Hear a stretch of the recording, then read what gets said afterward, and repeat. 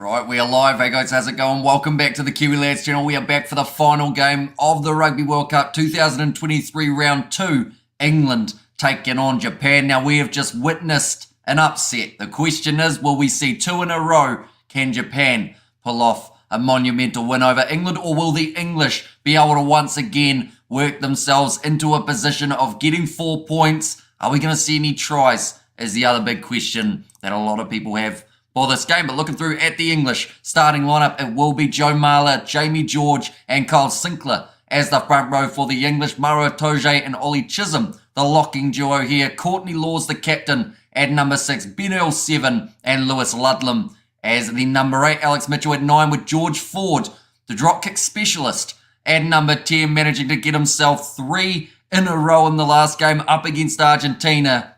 Also helped towards England's victory. Manu Tuolangi at 12 with Joe Marchant on the outside at number 13. Elliot Daly out on the left. Johnny May out on the right. So quite a bit of experience on the wings for England. And Freddie Stewart, the youngster, at number 15. Looking through at the starting lineup for the Japanese, it will be Kita Inagaki at number 1. Shota Hori at 2. And Jiwon Gu as the number 3. Jack Cornelison at number 4. And then Amato Fakatava. Now, he managed to get himself 2 tries in the last game up against Chile. Looked very strong in doing so. But in this game, you'd have to say that he's maybe matched in terms of the size and physicality. And I look forward to seeing what Lewis Ludlam can do in this game. We've seen him tackling all throughout the week. He looks like a physical boy. And I think him and Amato Fakatava will have a lot of fun out there on the field. Michael Leach at number 6. The experienced veteran Peter Lavaskakni at number 7. And Kazuki Himeno as the number 8. Nagari gets the start at 9 with Matsuda as 10. Nakamura and Osada in the midfield. Nakabula out on one wing did look dangerous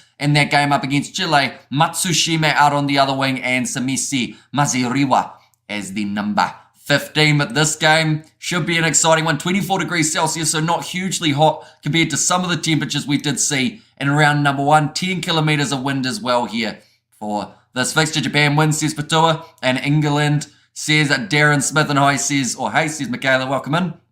You are doing very well. And a morning from Tokyo, says DJ, but they are showing there someone in the crowd, or in fact about 4 people in the crowd. 2015 and 2019, the miracle once again is what that sign said. And the thing is, of course, out of anyone in a Rugby World Cup, Japan know a thing or two about causing upsets, and they would love nothing more than to get themselves a monumental victory here over the English. Now, this is how Pool D sits as we currently are. Now, I should mention that Fiji, after the last win over Australia, will actually move up a little bit further, although they are actually still in 3rd on the point side of things, sitting on 6 alongside the Australians. But for Pool D, Samoa, they have only played themselves the 1 match so far. They did have the bye in the first week. Argentina, they have got the bye this week. Chile, they did lose to the Samoans, and then Japan versus England. Both of these sides having wins in round number 1. So now it's just that big question mark, who will be sitting at the top of Pool D at the end of this round. But it's going to be very exciting. Looking through quickly at the benches, though the two sides have gone with Theo Dan at number 16, Alice Genge and Will Stewart. For the English, Martin and Billy Vunipola returns from his suspension as the number 20. Ben Young's huge amount of experience for that man. Marcus Smith at 22 and Ollie Lawrence at number 23. For the Japanese, Sakate, Craig Miller and Ivalu at number 18. It is going to be Derns at number 19 with Shimokawa as the number 20. Saito, Dylan Riley and Lemeki. Now, Dylan Riley, he did get himself a yellow card in the last game for the Japanese. Now, we have had a lot of games that have had at least the 1 yellow card, if not a red. So I'm curious to know the discipline side of things for these two teams heading into this match. I'm back, says Thal. Welcome in, mate. Hope you're doing extremely well. Let's go Japan, 21-19 for the win. Hi, says Michaela, and hi, says Gary in there. And also, just listening to Rob Carney saying, playing Japan in 2019. Was I playing the All Blacks, says Yvonne. How old are you, says Michaela? I am 23 years of age. Almost 24 in December. Gary has said that he is 52 as well. And I'm back, says Cool Story. And Go Japan, says Laura. And there as well. But Jamie Joseph, he will be focused. He knows that the side from Japan have got the experience. They have got the ability of being able to cause massive upsets, although we have already had our upset for this round, of course. We hope you're there. Thank you for being back, says Stallberger. No worries at all. It's an absolutely awesome round so far of the Rugby World Cup. And I feel like the games today have definitely been the highlight. Whether it was that game between the Springboks and Romania, whether it was this matchup taking place now between Japan and England, or if it was the monumental win for the first time in 69 years that the Fijians were able to beat the Australians. We get to take a deep breath. That game, I have to say, I am surprised I didn't pass out from the amount of talking that I did while forgetting to breathe. I've had a couple drinks of water. We've actually released 2 videos on the channel since that live stream. So we have been very busy throughout the last little while. What are the chances for Japan for this? So currently, in terms of the betting odds, I think I've got them somewhere here. If I'm not wrong, there they are. So Fiji came in as $3.50 underdogs up against the Australians. As we know, they were able to get themselves the win. Romania, they came in as 61 underdogs. They weren't able to get themselves a single point. This game, Japan are sitting as $8 underdogs. So they feel that they are 2 times less likely to beat the English here than Fiji were likely to beat the Australians. Although all I'm going to say about that is it's hard to believe the betting odds at times, definitely when you don't know what kind of side are going to show up. Fiji showed a lot of heart in that game. They were absolutely fantastic. It will be interesting to see if they can continue that momentum heading into their next game. Looking through at England's previous fixtures for anyone curious about what they have done. England 27 points to 10. They were able to beat Argentina in Pool D. That was the first game of the Rugby World Cup for them, and they kept Argentina tryless up until around that 78th minute. They also kept themselves tryless.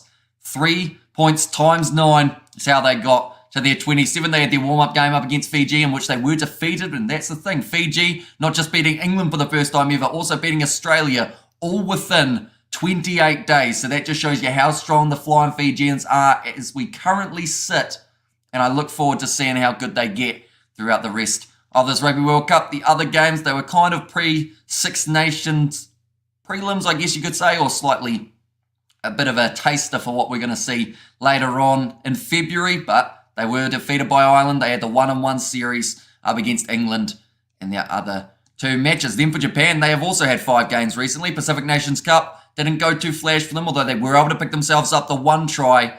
And as you can see, they did concede 42 points against the Italians in the warm-up game, but then were able to score 42 points in their opening game of the Rugby World Cup up against Chile.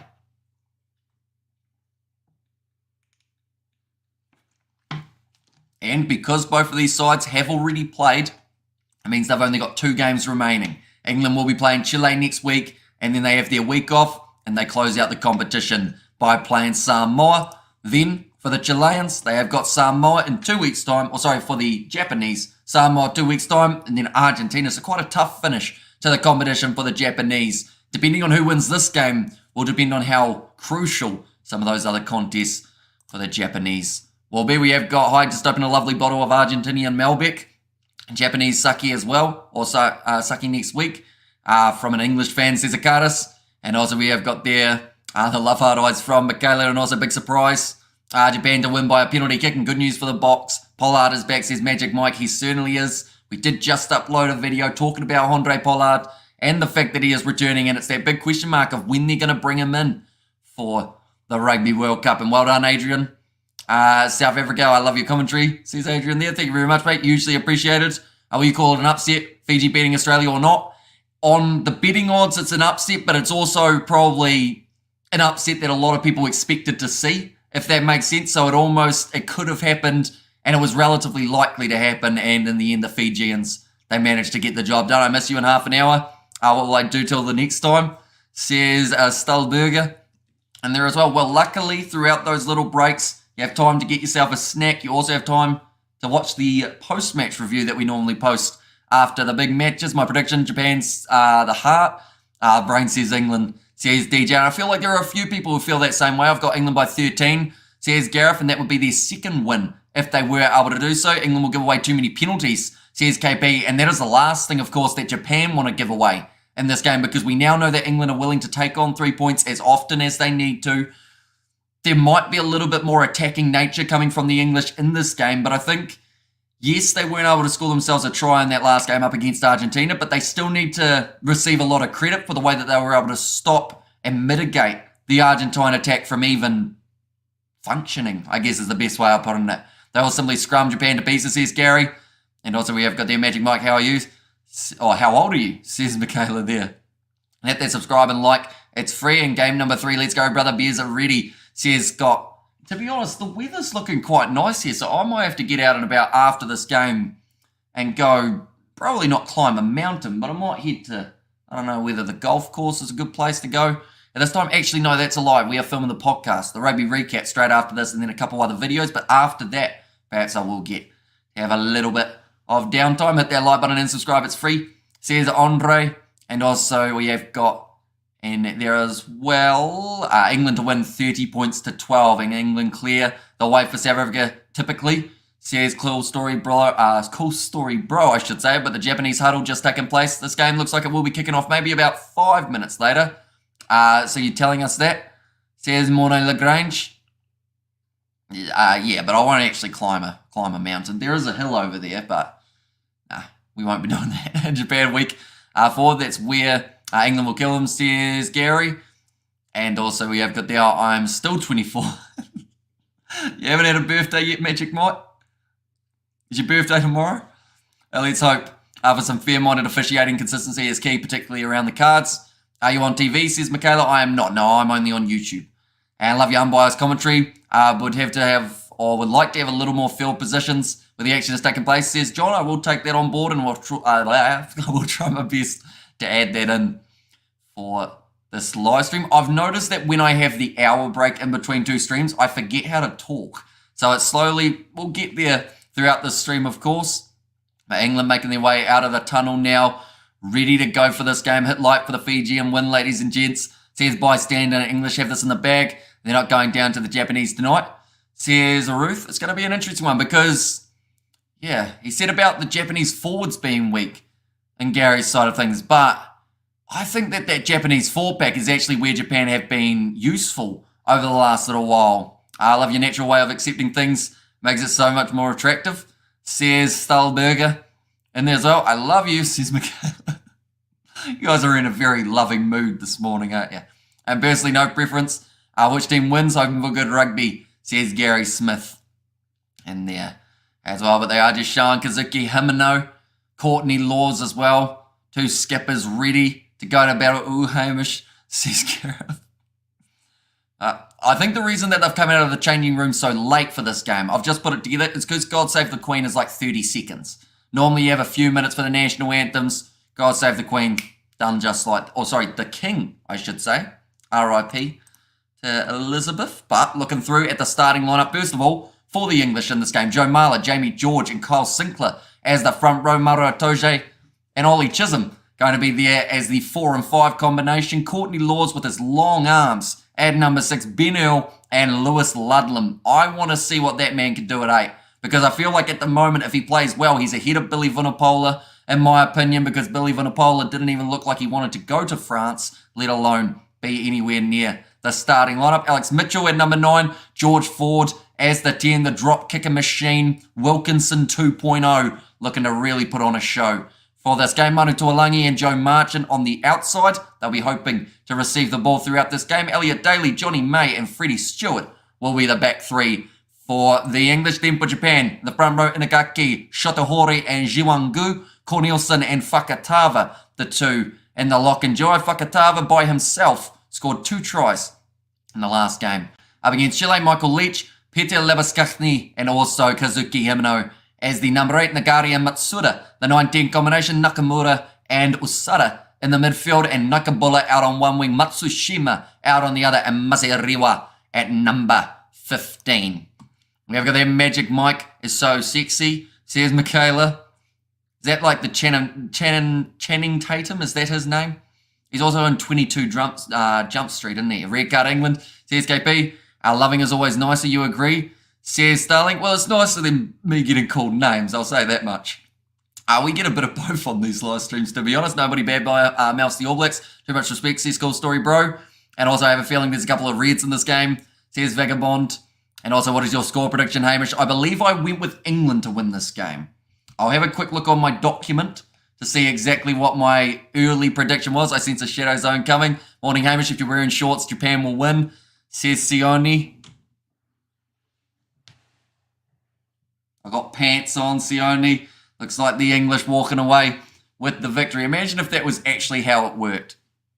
To be fair, Fiji won and I was wearing the suit. I feel like I have to wear the suit for every one of their games now or else people will get angry at me. And morning, Hamish, if you're wearing... Oh, no, I read that one. A morning from the US. Go England. Says Terry. 2015 Rugby World Cup. Japan's done the Springboks. I believe that they will have what it takes to defeat England. And also, we have got there England weak at the back. Stewart is immobile. By the way, I'm English. Says Akaris. And Hamish is still going strong. Nothing keeps him back. Good luck to both teams, says Ewan. And also, Japan will win.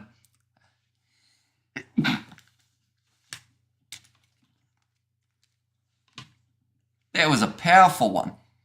You should stay on 24/7, otherwise I will, I do by myself, says Stull. Well, sleeping's always a good thing. Definitely if you are in South Africa, it's getting closer to bedtime. I think trousers, not pants, mate. Yeah, sorry, I got me trousers on. And sorry for asking, cricket in the midst of rugby, will you cover opener of the Black Cats versus England in the World Cup? Probably not, unfortunately. And it's nothing against the Cricket World Cup, it's just normally we end up with copyright strikes when it comes to that. But we could do some of it on the Kiwi Lads Sport, depending on times and how it does overlap. I think Pollard's return is just in time. Penalty kicks are going to be the difference in the World Cup. Also, maybe drop kicks. And remember, everyone forgets Japan beat the Irish in 2019. They just remember South Africa, says Score Story Bro. And trust me, I haven't forgotten, says Yvonne. Pants go under. Says Fletcher, you telling us that you were born in the year 2000 in the month of December? Then you are quite young. Not quite. 1999. I'm a 90s baby.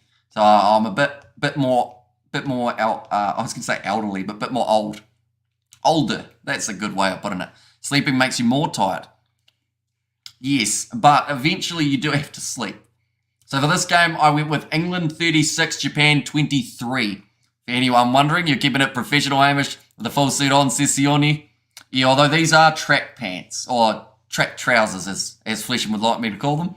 And Hamish, I might have a strained vocal apparatus or become hoarse, but it is not possible that we will forget, or that he will forget how to speak, no matter how much time elapses between matches, says Igor. The funny thing is, on the cricket live streams last year, near Christmas, I had no voice whatsoever. An impressive perfect pronunciation of Libaskakni, says Hillary, but it is now kicked off. England going from left to right, right to left. Forgot what way I was looking at the screen from, but it's claimed inside of the 22 by Japan. Tracksuit. Oh, is that what you guys call it? Okay, I'll remember that. Tracksuit rather than track trousers. The way Yvonne is waiting to give us South Africans stuff. I was in the military in the 90s, says Andre. Okay, so right at the end of the 90s, maybe when I was born. Now, George Ford. Oh, kicked him behind by Elliot Daly. And that one's going to go into the in-goal area. I think that's a knock-on there from Mazariwa. That is a massive mistake because now rather than a goal line dropout, it is actually going to be a 5-metre scrum in favour of the Japanese track pants. Says Toxic and tracksuit bottoms. Says Sean Lees. I got to remember the fact that like the Kiwi slang at times doesn't make sense. Like in terms of around the world track pants from Hallensteins. Nah, these ones were from Culture Kings. All gangster and whatnot. And greetings, Hamish, in the chat. Looking forward to an entertaining game here. Japan are capable of pulling it off if they can recapture their form. But I think it will be England by 10, says Mountains of Asylum. And in that England by 10, how many drop kicks we see in Mountains of Asylum? England had a very good attacking scenario here. They're only 5 metres out from the line. Japan, they'll put themselves under pressure early because they didn't force that ball. Looks like Elliot Daly situated just behind the breakdown. Oh, Coach Kings, you got that swagger, says Toxic. Yeah, although I only wear them at home because I'm too scared to wear them out in public. Right, try and be patient, says the referee. And I hope Iowa chose not to sleep, so you should stay awake, says Stull. And there, although you got to sleep at some stage because fun fact, when you sleep, you time travel. Like I go to sleep and then I wake up and it's like 8 hours later and it's like, whoa, mind blown. What time is kickoff? It is now. 2 minutes into this game at the moment. Pants for trousers is Americanism. And also Ford looks like he wants to drop a goal. Says it's sighted. But big scrum, solid from both of these sides. Looks like Ben Earl. It's going to be going off the back. Short pass off to Joe Marchant. And England within 2 metres of the try line now. Mitchell gets it to Courtney Laws. Another offside advantage against it is the Japanese here. Trying to pick out the exact player, but they are moving very quickly just next to the try line. And I'll try Sestal. And also Magic Mike says Michaela. I am not Magic Mike though.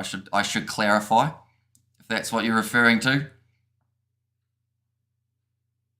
What is Magic Mike when you really think about it? Are they just like male strippers?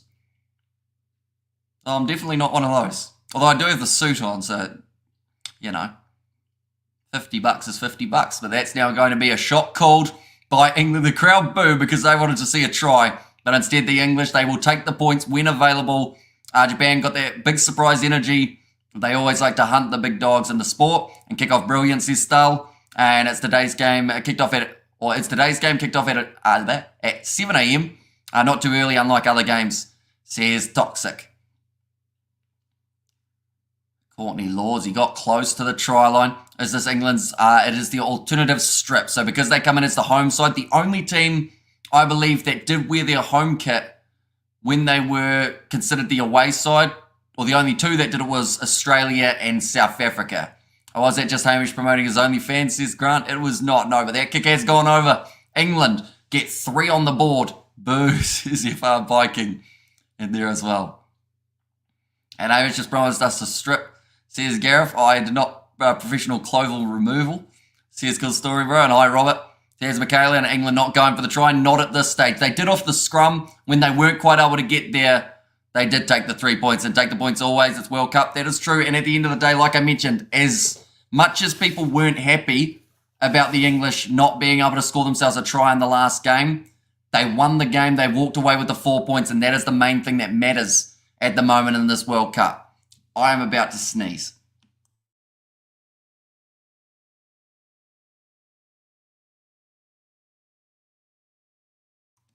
I have sneezed. I'm better. Luckily, I'm muted the mic, so you guys couldn't hear me yelling.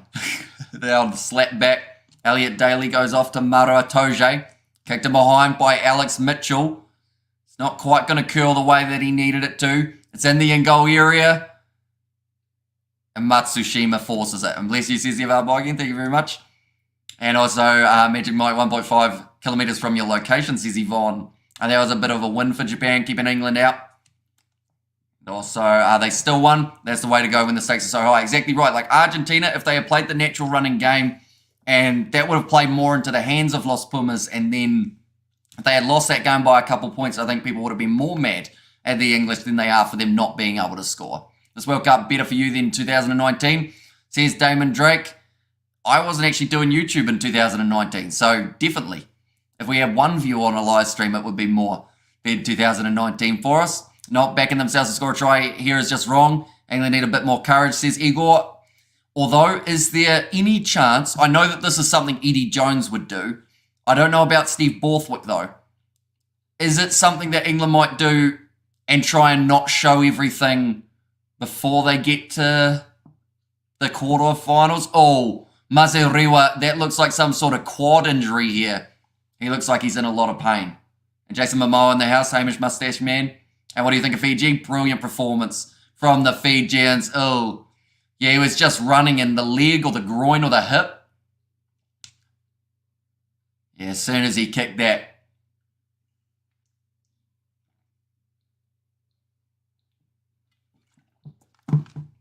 England by 2 scores. Not many non-Japanese on team. So easy win, says Porter. And also keep powder dry, says Goldsmith. And this looks like a relatively extended stoppage, I would say, for Maziriwa. They won't want to try and move him. What was the internet like in 2019? I think it was a lot calmer, wasn't it? What was going on in 2019? Was Instagram? Yeah, Instagram would have been a thing. Instagram's been a thing for a while, hasn't it?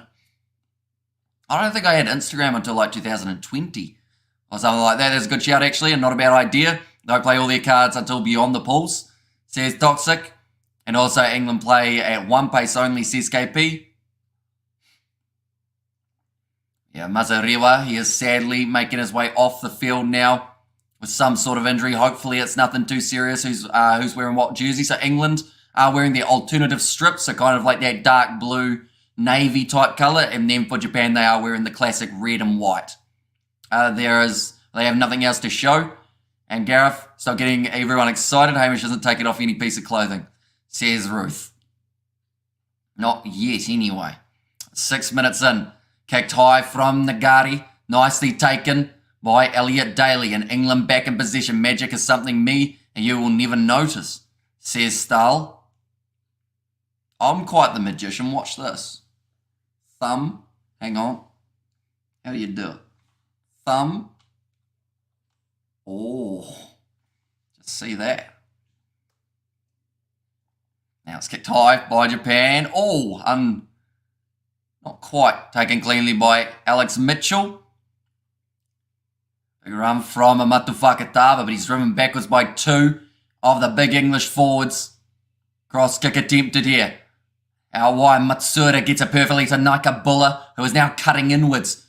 Trying to get through the attempt of Johnny May. And thanks for waving back at me on Instagram, says Yvonne. No worries at all. I saw that you posted something about Rugby Pass, but I haven't quite got the chance to see it yet, so I do apologise for that. And also, that was good. Thank you, says Stalin. The trick was awesome, says Goldsmith. Although I did kind of give it away how to do it. Unfortunately, Matsushima puts the kicker behind. England 2 metres out from their line now. Nice work from George Ford. Pressure here. Shota Hori gets rid of Daly and puts him on the sideline. Now the Japanese thought about going quickly. Nagari having a bit of a push and a shove there with Johnny May. You can understand why, because Nagari did give him a push in the back, and I think the referee is just warning him now. We have got there. I just watched World Cup, man. Is the South African? I feel really sorry for him, says Jeff. And Hamish is a legend. He adapts to France time zone for us to have live commentary. Thank you, Hamish, says LJ. No worries at all. So, yeah, I think I'm going to be going to bed early afternoon New Zealand time, so I am awake at a relatively... Oh, no, I won't actually be awake at a decent hour. I'll be awake in the middle of the night tomorrow night, I think. And do you enjoy to see Eddie Jones' team lose? Not really. I don't like seeing any team lose, but sadly, that is the reality of rugby. Sometimes you're going to win, sometimes you're going to lose. And also, we have there, why is the day 18/9/2023, says Infinity, because I am in New Zealand and we're a little bit ahead. I guess they didn't even think of wildcards, says School Story. Bro, another penalty. This time goes the way of England. 5 metres out from the line, and Japan just not quite able to get that turnover or get that ball out as quick as they needed. Thoughts on South Africa versus Romania game, mate, says Toxic. To be honest, I feel like South Africa, there was a lot that they could have improved on in that game. And I know that that annoys a lot of people when I say that. But I felt that they played as individuals in that contest. Definitely their backline, rather than as a team. And up against the top side that they are going to be coming up against in the playoff games, they're going to be coming up against next week. You need to make sure you're playing as a team, playing as a cohesive unit, rather than trying to get your own stats up. Because that's what I saw that game up against Romania as.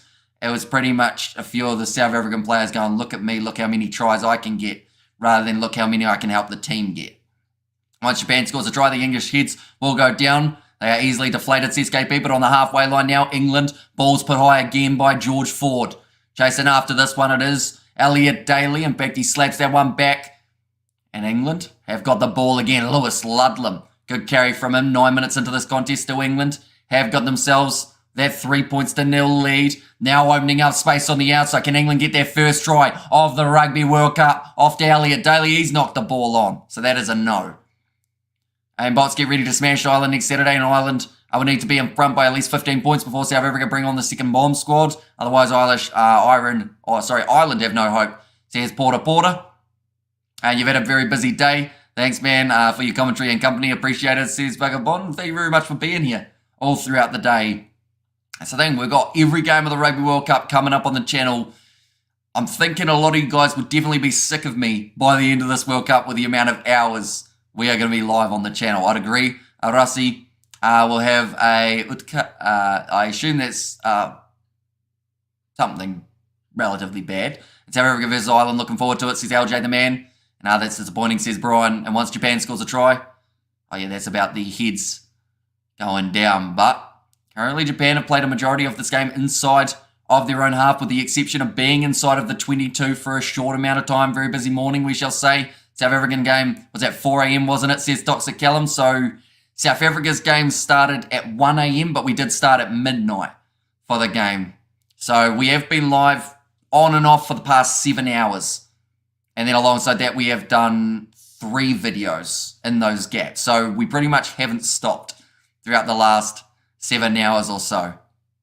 And also, breakfast is better, says Kerr, or Scottish breakfast is better. I'm going to have a full English breakfast, says Ruth. I talked about getting a big breakfast yesterday, like sausages, hash browns, and whatnot. I'm still tempted, but I don't know where actually has a big breakfast around here. Rolling maul now for England. 11 minutes into the contest. It's quite a late game starting wise in terms of the Northern Hemisphere time zone. Alex Mitchell, they are still moving forward, so doesn't need to use that ball as of yet. And England look like they're just going to keep on walking as quickly and proficiently as they can. Still on the back. Jamie George, they have made about 30 metres here with the rolling maul. Joe Marl is smiling in the middle of it. He's absolutely loving the scenes as they still keep on going just that little bit closer to the 22. Right, they have been told to use it now. Alex Mitchell, short ball. I think Manu Tuolangi didn't overrun that one, and now it's nicely cleaned up in the midfield by Osada. And number 13, space on the outside for Japan. Maybe England put all their eggs in one basket. Pardon the pun, it's gone out wide, and it's a replacement here. Number 23 for this game, getting the opportunity after the early injury of Masiriwa. Now another chance for Nagari. Thought about going short, but instead goes across to Shotahori. Now a Mato Fakatava makes 1 extra metre. Ollie Chisholm trying to get out of there. He was told that he is fine. Kazuki Himeno tackled by George Ford. Maratoge tries to get over the top. He can't go for that one because George Ford is still in that breakdown. I'm effing freezing. Sisko, whereabouts are you currently, Kerr? I know you were in, was it in Canada recently? Oh, that's offloaded up. Japan, play on. They still have the chance. 10 metres from the line. Nagari, this looks like another injury for the Japanese. It might be a Mato Fakatava. Here's the last player that they want to lose here, but over the ball for England. Penalty advantage. Cross kick from the Japanese. Going wide over Sakabula. And they will now go back. They should get warmer in the next couple of days as we go from Alaska to Japan, says Kerr there. It'll be a decent little, I was going to say road trip, but what do you call it when it's on water? Sea trip? Not really. There's another name for it. And I actually can't think of what it is. Voyage. It's a fun one. Rassi is going to Ireland after the World Cup as conditioning and fitness coach for all levels of Irish rugby. That's the rumour. Says Porter. Cruise, says Doxer. That is another way of putting it. Yep. And not South Africa's here, maybe in another 12. And global warning, says Albert. And South Africa hooker problem will play out like this. 40 will start against Ireland. Amongi will finish. Maka for start and bench backup. Says, was there from Albert. Tell you what, the chat is going very quick at the moment. World Cup predictions. I haven't actually looked through at any of the squads, to be honest. Even the New Zealand one's a boat trip, Hamish, a boat trip. Crossing the Pacific just now, says Kerr. Will you be stationary for the next game that Scotland play, Kerr? They've got their game next weekend up against Tonga. That is going to be on Monday, 4:45 a.m. with all the donations. You buying a chair soon? I see you sorted the curtains out, says Yvonne. I did. I got myself, it's not actually a curtain yet. It's a tarp, or not a tarpaulin, but like some building wrap. Seeing as I do the building during the day, I thought that's a brilliant idea. Just stick that up there. And it's also warm, which is quite nice. But the Japanese, they will now get themselves to 3 points of their own. Score sitting 3-3 between these two sides. Great attack by Japan. And also they're probably money on fly half, Pollard on centre, says Robin Wood. George Ford now kicking that one off high. Decent distance on it as well, taken just inside of the 22. And Kerr, I can tell you Cape Town is much warmer than Alaska at the moment. It's cold, says Kerr. Or sorry, says Ruth. And South Africa might win this World Cup again, says 17. Decent clearing kick from Japan. I make an Instagram post where you say, I make your Cricket World Cup predictions in the comments, says LJ the man. Yeah, I've got to remember about the Instagram, don't I? Anyone who doesn't follow us on Instagram, it is the_Kiwi_lads. We will be posting on there one day. 3-3, says Brian. Yeah, very even first 15 minutes, and this is similar to what we saw between Fiji and Australia, how neither side were able to get themselves those early tries. That looks like Jiwon-gu does not look good here at the moment. It actually looks like maybe either winded or some sort of maybe rib injury, I would say, with the way that he's got his hands on his head. One day, says Caitlin there. And it's going to be the best Instagram photo we ever put up. And then everything from there is going to be disappointing. It was just brilliant. So much energy and smooth commentary for hours and hours. Kiwi lads rock. Instagram is mid, says Toxic. Yeah, I only really use it to see team lineups and talk to Tim. Because Tim, that is how we communicate when we're filming the podcast. I eat like super healthy, or I get bad skin. Says cool story, bro. I'm a bit the same. Like, I had an ice cream 2 days ago, and now my face looks terrible. But that ice cream was very good. And Box fans very confident for the Irish match. Hopefully the Irish turn up. Nice kick in behind from Nagari. 15 metres out from the line. And England now with themselves a line out. A very dangerous position on the field. I think Matsushima and his Japanese side are starting to take over the possession stat in this game. Because England have found themselves now only just out from their try line. Big throw from J-Mo George. Going to Ben Earl. Now 10 metres out from their own line, looking to build towards that 22. A little bit of a juggle from Sinclair. Creating the angle here for either Mitchell to kick himself, not literally the ball, or George Ford. It looks like Mitchell will do the job. Puts it up high. And does get that one downfield into touch, about 40 metres out from the line. I'm a Bok fan, and I think Ireland will be the hardest game for the Boks ever. Even harder than France, says Albert. I need more Omega-3 lads, says Docs. I appreciate you doing this. At stupid o'clock, says RJ. Yeah. Although, to be fair, this game, starting at 7:22 a.m. New Zealand time, that's not too bad. It's just the fact that we've been up all night doing the others. That make it weird times. But I'm slowly accustoming myself to the Northern Hemisphere time zone. That was a knock-on from Japan. Pretty unlucky because they almost made their way straight through. Do you follow rugby on the African continent? This afternoon, Kenya beat the Blitz Box 17 points to 12 to qualify for the 2024 Olympics. Well, that's massive for Kenya. Huge for Kenya, in fact. See, I thought those sides were all just playing each other as like warm-up games for the 7th circuit. I didn't realise those were qualifications. Does that mean, can South Africa still qualify, Sean Lees? Is Owen Farrell available to play? I think he's available next game. Billy Vunipola recently returning from his suspension as well. He is coming off the bench in this contest. 18 minutes in, Joe Marchant hasn't really touched the ball a huge amount as of yet at number 13. But to be fair to England, they just haven't been able to get it out that back line as efficiently as they would have liked. Manu Tuolangi is waiting for the big opportunity to crash 40, covering the BBL this year. We may do a little bit of the cricket. That is the penalty to England. Ben Earl is always fired up to 150%. Kyle Sinclair, he was tasting the grass, unfortunately, but he did win his side the penalty. Box won impressively. Fiji outstanding. So happy for them, and Japan wins. Says George, at the moment, it is definitely a possibility.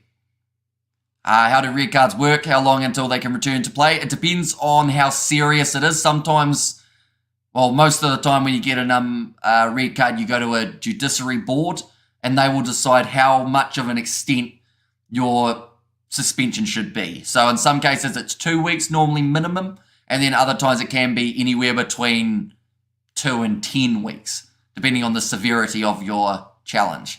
Samoa, are they not come to the Olympics, says Brandon. Blitzboss lost the plot during the last 2 years due to the change in coaching staff, says Gary Smith. I think it's just, unfortunately, as soon as Selvin Davids was gone, luckily he's back now, but as soon as he left, I think it was like a year and a bit ago, it just went downhill for them because we've been covering all of the leagues of the sevens, and it just slowly the screws started going, and they just lost that consistency that they had. They had one of the longest winning streaks, didn't they? About 30-something games. Oh, they do have to use that one. Alex Mitchell manages to get that ball out the back. Now George Ford charge down. Japan in a good position. It's a foot race, and Alex Mitchell has to jump on that one. I think it was Matsuda who was chasing after the ball. Now England have to try and regain their composure here. I would love if South Africa joins the Six Nations. Guess it's not going to happen, says Porter. And news from the bot camp, not good. A number of the outside backs are awaiting results from dermatologists. Apparently they have bad synthetic leather rash from holding on the ball for too long.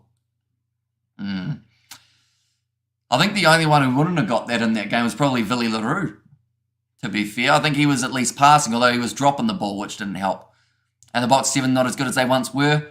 And after seeing Ireland smash Tonga, the match between the Box and Ireland match of the World Cup, says George. Yeah, I'm hoping it's as close as everyone wants it to be. I don't want to see like a one-sided affair between the teams because or else I feel like that will take a bit of the momentum out of the sails for both teams. But if they have a close encounter down to the wire, it'll be pretty awesome to see. We see Owen Farrell there chatting along with Dan Cole, Max Malins, all the English players. And we are at the drinks break, ladies and gentlemen, with it being 25 degrees. They are going to be having a few stoppages throughout this game just to make sure that the players are not going to get overly hot. Keep them at a decent temperature, I should say. Got a bit of the tunes popping off at the ground as well. So far, meters made 156 for the Japanese, 98 for England. And ball carries, we've only seen 3 more from the Japanese, but making a lot more meters in their process. Japan looking sharp here. Have they got enough power to last for the whole match, says Ruth? It's a good question. And I think that this is going to be a game that England will learn that you need to score tries if you want to win games. And yes, they may still be able to get over the line with a few more threes, but they haven't actually had the opportunity to go for those drop kicks inside of the half. And why are we talking about the Box when they're not playing in this match, says Stephen? I think it's because they are on the same side of the draw. So people are looking forward to that next stage, which will be involving the winner of this game, perhaps even facing off with the Springboks in the quarterfinal. Pollard won't play against Ireland, says Gareth. And also we have got there, did you miss me this weekend, said Brandon? It is good to see you now, though, even though you were away for the past weekend. I hope you've been keeping well. Going to be freaking awesome, says George there as well. Who do you think has been more impressive so far, Ireland or South Africa, says Patrick? That sounds like a question that's going to get me into trouble no matter how I answer it. And I'd even get in trouble if I said that both sides have been strong. And the Box have played as well. So it's fresh in our minds, says Toxic. Currently a bit of Queen being played around the ground. I saw a few people dressed as Freddie Mercury there in the stands. Now nicely done by Matsuda at the back. Going to the left-hand side, looks like Nagari. Going to go to the left. Shiwangu did look like he was struggling with injury a bit earlier on in the half, but he is going to be continuing just for now. Mazariwa actually already going off the field. A score prediction here, says Andrea. So I went with 36-23 in favour of England in the original one before we knew how these sides were going to go. That was before the lineups and everything were announced as well. And before the Rugby World Cup. And I have to say this is going to be a lot more low scoring than that. We have got winner of Ireland versus South Africa will play France in the final, says Stephen. I mean, it's certainly a tough side of the draw. So whoever wins those games will be driving their way forward. Little chip in behind. Now it's going to be knocked on from Japan. Close again, but just partially. Come on, Japan. And don't fall for that, Hamish. Trap for both feet. Just tell us, Ireland and South Africa, that you are both good. May the best team win. And also, how dare you not answer who will win between South Africa and Ireland, says Grant. I can tell you from my prediction of that game, I only had 2 points separating them. So, could go down to the wire. Now Japan, they will take on another 3 points. Only 22 minutes down in this game. Low scoring, similar to what we saw between Fiji and Australia. I think that as we go further and further through this competition in these close matchups, we are going to see a lack of tries being scored and more teams being strategic to try and break forward. South Africa has been awesome. Obviously, what's wrong with you guys? Says Stull. No one was saying that they hadn't been awesome. It's just, you know, people, they were asking whether or not I thought Ireland or South Africa had done better, and I decided not to answer because I had to be strategic. Is it raining? Says Sean Lees. At the moment, it looks relatively dry. I don't think they've got any rain expected for throughout this game. Japan have a penalty, says Brian, and France versus New Zealand was the first semi-final. Box versus Ireland is the second one, says Zolani, but the kick is successful. And that is now going to make the score 6 points to 3. Japan take the lead just that little bit more. Villy LaRue, as always, Melvin the ref. Wonder what ref's next Saturday. Needs strong ref to stand up to the Box, says Porter. And also quarterfinals going to be more exciting than the semis. I hope not, says George. Going to be kicked off long now from England. Almost going into touch, but Naikabulla keeps it in the field of play. Is tackled by Johnny May. I will mention anyone who is new to the channel, be sure to leave a like and subscribe. We are on the road to 34,000 subscribers. So if you do want to help us out, be sure to hit that subscribe button. It's completely free. That's a great kick in behind from England. Now 5 meters out from the line. And thanks for the support, guys, from Japan. Says Kai there. And no, come on, England, says Toxic. Oh. Are they trying to work out whether or not it's a 50-22? I think it was inside of the half. Yes, it was. So Shota Hori now has got himself another line-out throw. Where did Japan go? I feel like they might try and opt to go over the back, although it's slapped away by Maro Itoje. Knock on Chisholm! Almost over the line. It would have been the first for England of this Rugby World Cup, but now they've got some big forwards. Joe Marler calls over Courtney Laws to go next to him. Lewis Ludlam over the try line, and he scores the try for the English. We have got there, well done, Japan. Says Brian, a big upset incoming, says Magic Mike. And also we have got there, England may get frustrated as the game goes on and pick up a few cards, says Adrian, although they have scored their first try of their World Cup. You're not wrong about South Africa. They are awesome, a miracle to planet Earth, says Stalin. Nice, says Toxic. Lewis Ludlam. I mentioned that I was very excited to see what he could do in this game, as I felt like he is the much better option at 8 than Billy Vunipola. And to be honest, the way that he uses his physicality, some would even take him over Tom Curry. If they won and England need a red card, says Polo. And also England's first try in how many tests, says Albert. So that is their first try in 2 tests. They did manage to get themselves tries in the game up against Fiji, which is only a few weeks ago. We got there, Hamish try, says Ruth. And also tries, says JP in there as well. And Albert will really be picked, says Porter, and a miracle to planet Earth, says Gareth. It's the first time I heard it described that way, that is for sure. That has gone over from George Ford, now making the score 10 points to 6 in favour of the English. Who say and don't want to know you're going to say, says Brandon. Should the try go to the bunker decision, says KP. I heard that they were talking with the TMO, but she said it was all good to continue. So England, they do remain 10 points to 6 up over the Japanese, who is the tallest hooker in lock for Japan. I mean, at the moment, I think Amato Bakatava, although saying that, Cornelson's actually a tall bloke, so he might actually be just that little bit taller. Villiers is definitely going to be in the 23 against Ireland, says Albert, nicely taken by Freddie Stewart inside of the English 22. Mitchell going off to Ollie Chisholm, who was very close to scoring that try 4 years to work on lineouts. And come World Cup, you suck, says Gorilla Dome. And great try. Hopefully they break the red card game trend, says Brian. Let's get downfield. Up high. Chasing after that is Matsushima as it makes his way towards the halfway line. I think that was knocked on by Freddie Stewart, but they've said play on. So they say it goes backwards. 40 metres out now, Mitchell. Back across to George Ford. Goes for the kick and behind, playing territory, although back there was the Japanese 23. Puts it into touch. I think Japan are capable of hitting back, says Brian, and Villy must play against Ireland starting, says George. And they do, and they clear the way for South Africa. And also they ain't shining those, says Neil. And Bok don't even have to score tries. They got Fuff and his fabulous hair, says Ruth. But they are just showing Muzzy Riwa sadly did end up going off the field earlier on in this game due to injury. It was after he did a kick. I think he may have done a quad muscle, something in the upper leg. Yeah, massive shame to see that he will not be there for the rest of this game. Come on, Japan, says David Lim. No drop kicks today, says Albert. They've hardly been inside of the Japanese half, so it's made it very tricky for them to be able to go for that. But Lewis Ludlam over the ball. There was a knock on, though, from Japan, and the scrum feed now for the English. As an Irish fan, I'd rather Villy not play class player, says Porter. And come on, Japan, says David Lim in there as well. I think the big question is whether or not Pollard gets any game time before the quarterfinals, because he will be back in the side. You'd assume that they'll play him in the Tonga game, but to what extent? We do have to wait and find out. Lewis Ludlam scratching his head a little bit there with that one. Also, we have got, come on, Japan, says David Lim.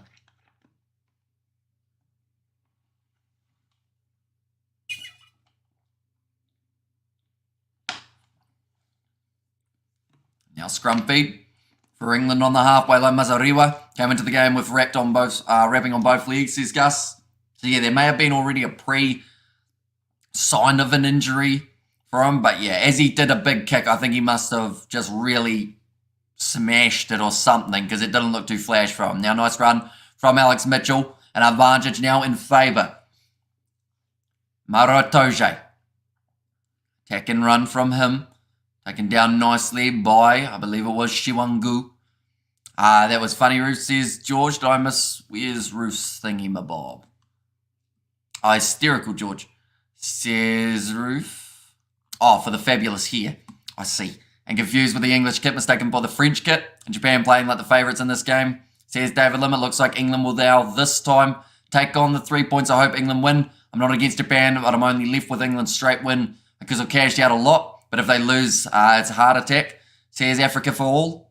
And Fiji actually demolished Australia. Australia played like the underdog, says David Lim. Yeah, 18 penalties against Australia in that game up against the Fijians. So that certainly hurt them big time. And I want to improve that discipline before the next game. Corey has said, this is great. Just came across the channel and sub. Thank you very much, Corey. Hugely appreciate it. Anyone else who is new, be sure to leave a like and subscribe. We're on the road to 34,000 subscribers. So if you do want to help us get there, it's greatly appreciated. We are here for every game of the Rugby World Cup as well. We won't always be wearing the suit, I will say. 2 bad calls, making Japan lose, says Rob Dixon. And the kick from George Ford has missed the way to the right-hand side. It will now become a 22 dropout. Japan are playing better rugby, says KP, and nobody talking about the All Blacks. I promise not to write them off, says George. And come on, Japan, you got this, says Andre. 30 minutes through this match at the moment. 10 points to 6. Just the one try being scored. That was by England, by Lewis Ludlam. Looks like someone's ripped their scrum cap off. And people are polite. Says Gold Story Bro. And Eddie Jones thinks he's Alex Ferguson, but he isn't.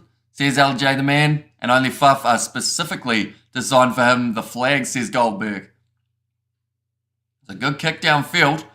Looks like Freddie Stewart. He's actually had the ball sniped off him or stolen off him by George Ford, who puts it high. Freddie Stewart slaps it back onto the side of England. Lewis Ludlam ends up with it again. Now Alex Mitchell going for the kick in behind. Nicely taken at the back for Japan. Looking for the boot over the top.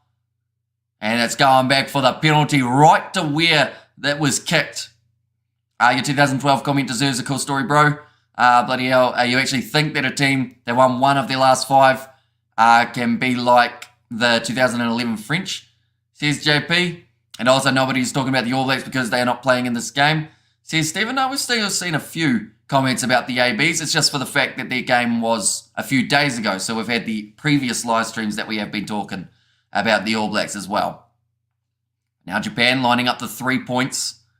South Africa will never forget the ABs, says Goldberg. But yeah, Johnny May changing his line, taking out the Japanese attacking player. Courtney Law's got a lot of Vaseline on the eyebrow. Bit of a cut there already. Amore Lagrange, you mean it is match fixing, says Akaris. And Boo Maywish has a great moustache. Thanks, Ruth.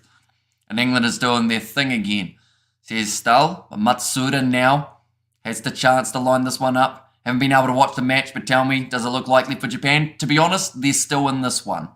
And I think it depends on England. To be honest, whether or not England are going to go aggressive and try and score tries, or whether they are willing to take those threes, because I think Japan, they have a lot of ability of being able to score tries. We saw that last week in their game up against Chile. Are people polite on this channel with regards to New Zealand? Because you're a Kiwi, says cool story, bro? No, I still get my fair share of stick. And a lot of people think because I'm from New Zealand that I'm heavily like All Blacks supporter. So then I get the backlash to that as well, even though I'm impartial on the All Blacks live streams. And thanks, over, says Shay.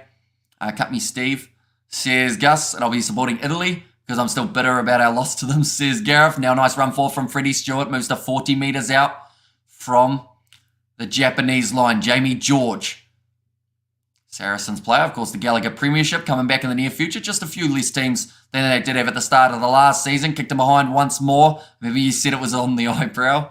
Says Brian, do you use Vaseline on your mustache? I do not, but that would, wouldn't that burn? What does Vaseline do? That's not the same as the Vicks, is it? What is Vaseline for? That's for like cracked hands, isn't it? Or something like that, I think. And good penalty, says Brian. Going to be kicked high by Japan. And it's going out about 30 metres, Nagari. Now, you got to be very careful yelling at the referee saying that he hasn't gone far enough down for where you feel you've kicked it, because that is a good way of getting yourself marched back a little bit further. Japan and Samoa will challenge for qualification, says Annie. Now England, George Ford off to Manu Tuolangi, 25 metres from the line. Mitchell goes to Joe Marler. One of his first carries. Ben Earl, looping around behind was George Ford, looked for the offload. Picked up now by Michael Leach, tries the grubber, but doesn't quite have the ability or the skills to be able to be effective in that manner. Michael Leach looked for the jackal. No, doesn't quite get it as well. It's petroleum jelly, says Shea. Nope, was born in 2017, says Gareth. That is now going to be a knock-on from Japan. Advantage is in play. Courtney Laws, the captain. Good driving tackle from the Japanese. Knock-on from Mitchell as well. And now we are going to have ourselves another scrum. You are behind, says Kevin. That may be because I'm watching on Sky Sport now here in New Zealand. So there's normally about an extra 30 or so seconds delay. Pretty sure Vaseline is so safe you can eat it, says Albert. And Vaseline is petroleum jelly, very good on the skin. Will help you extend your eyelashes, says Goldberg. I will shape your mustache, not burn it. Completely safe, says that guy Jensen. I use Vaseline to keep air out, Vicks to keep snot in. I'll remember that. Now 30 metres out, England again. They may look for a set piece. 4 handling errors for both of these teams throughout the first stages of the contest. I'll be supporting Wales because I like the flag and the local chip shop, and I'm Welsh, says Adrian. Scrappy game so far, says Calmac. Yeah, both sides evening or being relatively competitive throughout that first 35 minutes. Quite a few handling errors, though, have been heard in them. Joe Marler needs a better haircut, says Mornay Lagrange. Although, with his messed up haircut or his stylish haircut, depending on how you look at it, people remember him, don't they? Nice Super says Cat Lego, thank you very much. And also Japanese, I came here to cheer them up. Now they do have to defend well. England inside of the 22 inside ball to Joe March, and he has also knocked a ball on the guard. It's loose. I think Matsushima knocked it on as well. Another scrum feed. Why would Hamish put grease on his mustache when there's Greek olive oil? My dog is older than you, says DNO. Is that to me or to someone in the chat? And Home Farrell was worrying about getting game time, says LJ. And Vaseline is what they smear on UFC fighters just before they enter the cage, says Sean Lee. Certainly is. UFC on yesterday. I haven't actually seen the results of that one, so no spoilers, ladies and gentlemen, if we can avoid it. I know that Valentina Shevchenko has taken on Alexa Grasso, also Kevin Holland, in a fight with Jack Della Maddalena, whose name I mispronounced. It's close, or it's going to be close like Australia-Fiji, says Mackenzie. Looks like there might be a bit of an injury here for Kyle Sinclair. Looks like ankle, I would say. Maybe in the calf, a little bit tight. How many cricket lovers here? Says Master, Vaseline is petroleum jelly. And personally, Paw cream is better than Vaseline. And also, what's with the referee needs Vaseline for his whistle, says Ruth. Yeah, we have had quite a few handling errors between these two sides. Entertaining game, says Polo. It's fast-paced. It's just whether or not either of these sides can find that real momentum as we make our way further throughout the contest. I think the ball is made of Vaseline. No one seems to be able to hold on to it. Marathon runners use a lot of Vaseline, says Akaris. We're currently looking at the stats for this first half. While we have a bit of a stoppage, neither side have 100% for their line out. Sorry, the score was a little bit behind, wasn't it? Neither side have had a scrum, apparently. But that's a lie. Because we have seen a scrum happen quite often. In fact, we're having a scrum now.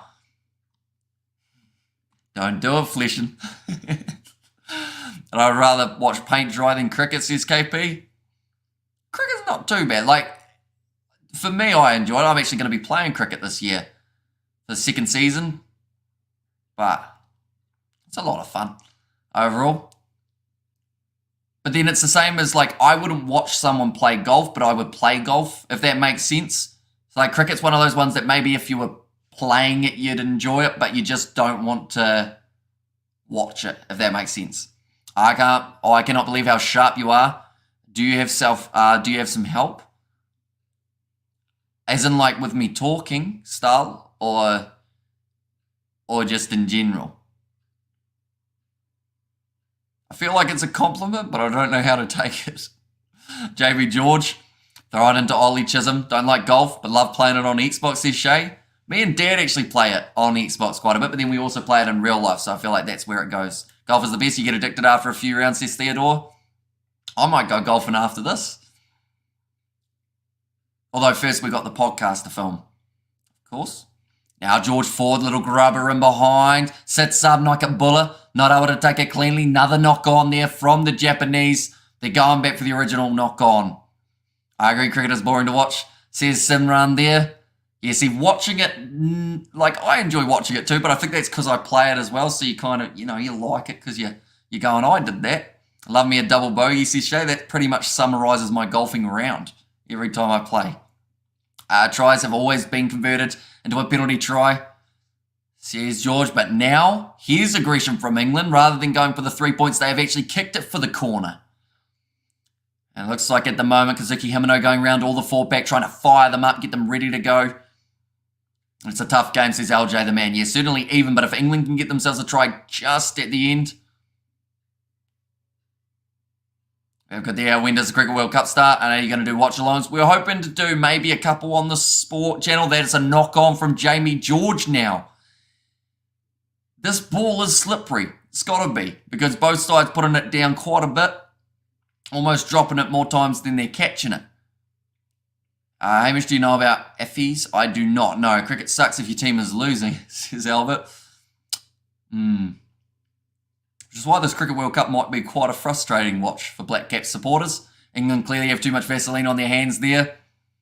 What fight were you interested in last night in the UFC, Hamish, says Fleshin? The early fight pass prelims, Fleshin. We'll go with them. And also Tamasari sorted that. And let's go Japan. Discipline to ski. Let's go. And Japan hanging in there. Yeah, there's been a few opportunities for England inside of the Japanese 22. But every time that they get close, they don't quite close it out. I think that will be something very useful for them moving forward.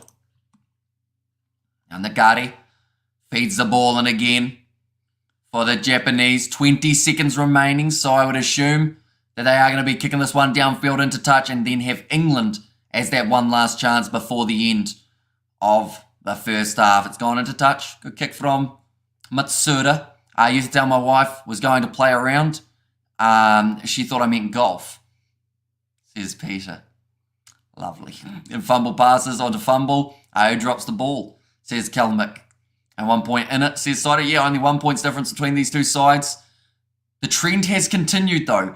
Every team that has been leading at halftime has gone on to win the game. Fiji were able to do that in their last contest up against the Australians. Ben Earls now. Good straight run. So England at the moment, as long as Japan don't score any points yet, theoretically should go on to get themselves the victory. And English living in New Zealand here, says Toxic. And now an advantage for offside against Japan. Good chance for England. Counter ruck there. Mato Fakatava picks it up and they will go back again. I really want to chat about it, but I don't want to be, I won't be a... It says Fleshin. Did you watch it, Fleshin? Out of curiosity, like, did you watch the one? It was interesting that they put... Wait, I won't go too into it because or else then I'll end up giving it away for myself. Let's see how England's temperament is the longer the game goes on. The points being so close. Oh, yeah, I've got there. Fiji should have won that first match at the end. Says Richard Morris. Yeah, extremely unlucky, although they've started their comeback now in this Rugby World Cup. They just have to make sure that they win both of their games that are taking place between them and Portugal and them and Georgia, and they should go through. And my baddie told me New Zealand are on the winning path again. It was just Namibia, says Anthony. And at halftime we will have Mass. In respect to the death of the Wallabies, says David Lim. Although they're not completely dead and buried yet. The Australians, at the end of the day, they were on a 5-match losing streak. They won a game, everyone was happy, and then everyone expected them to win every game from here on out. But Eddie Jones, the big game next week, I think, for them is definitely Wales. If they can get the win there, then Pool C becomes that much more interesting. Honestly, I've seen school teams here in Ireland have better attacking abilities than England, but George Ford lines up the 3. does get it over, and at halftime in this game, ladies and gentlemen, it is 13 points to 9. Yeah, I watched it earlier, says Fleshin. I'm a man-on-man wildcard. As on form this evening, video is worthy of an Oscar, says Mumbo Jumbo Kiwi. If you want to see passion in a fast-moving game, check out hurling in Ireland, says Annie. And so hopeful for Japan, says Richard. So yeah, only 4 points difference between these two sides. Now, what was the score in Fiji versus Australia? I swear it was somewhere relatively close to that too, with only about a 4 points difference between the two teams. Things going that bad for the Aussies? I honestly don't think so. I think that this game up against Fiji, they got outclassed by a better Fijian side that people still sometimes underestimate with how good they have got over the last couple of years. Alongside that, Australia, I think it was a selection issue. They just didn't quite get the backline right, and it showed in that game. Looks like England will have this up in second half. It's Japan's kickoff, so it could go either way, says Dr. Callum. Bona Merritt at fullback. All Blacks ain't winning the Rugby World Cup. And also we have got there 22 points to 15, says Andreas, and 22-15, says Shay. Wait, what was... So that was full-time. What was half-time score? I think it was about 15 points to 15-9, was it? Was that the half? Or 12-9. It might have been 12-9 at half-time, actually. I'm going to have to do a Google just so that I know. Or else it's going to annoy me. 12-8, says Chris there for half-time. You know, you might be right there, actually. Coverage, what we got? We go down at half-time. And, yeah, 12 points to 8 at half-time in that game. So a little bit similar, 4 points difference between the two sides. And like lacrosse and hockey with a little Irish flair, says Richard. I have heard that hurling is a pretty brutal sport at times in the way that they go. And also England will run up or run out of steam, get penalised for ill discipline, says KP. But speaking of penalties, in that first half so far, we have seen 5 against Japan, 3 against the English. Neither side having 100% in their line-out accuracy, but scrums for the Japanese, 100%, 2 from 2. England, they have won 80% of their scrums. Territory throughout the game, 57% in favour of England, 60% in favour of England for the possession, and then also alongside that, relatively even in the running meters, 152 compared to the 144. Have England not had a red yet? A new record, says Bill. Not quite, but the second half just around the corner. So, of course, still a chance. Delighted to see after Eddie Jones get a whipping. Says Brank in so many sports I never watched. That seems super fun, says Mikhail.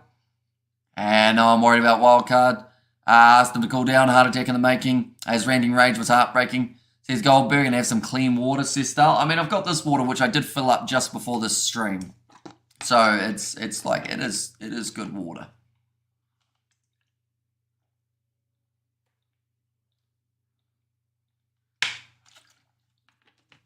Refreshing. Looking at some stats from that game, or the first half, we've seen 7 tackles made by Peter Labaskakni. He is in charge in terms of those numbers of tackles. Lamano Lameki, the man who came off the bench for the Japanese, is actually the most running meters with 33. You'd expect 6 handling errors a game, says Kabak's kid. I used to play hurling when I was young, a lot better in my own mind than I was in reality. And unbranded water, how woke, says Frank there. Yeah, it's just out of the tap, isn't it? We have got there. Hey, bro, if that's all right, are you able to talk about the Lim report? Had to start a new channel because YouTube gave a copyright strike on the old channel, says David Lim. What was it that got you a copyright strike out of curiosity, David Lim? For that one, but shout out to you, of course. I saw you're down south, aren't you, in Highlanders territory? Like the way you commentate from a neutral point of view, says Frank. And I've been only impressed by South Africa, France, Ireland, and Fiji. The AB's a dangerous dark horse, says Richard. And when is Farrell back? I believe he's back next week. So he will get himself a little bit of time before we get into those playoff games. That is if they do make it through. Can we focus on the game, says George? At the moment, it's half time. So if I was to describe what I've got on the screen at the moment, it is an ad for food.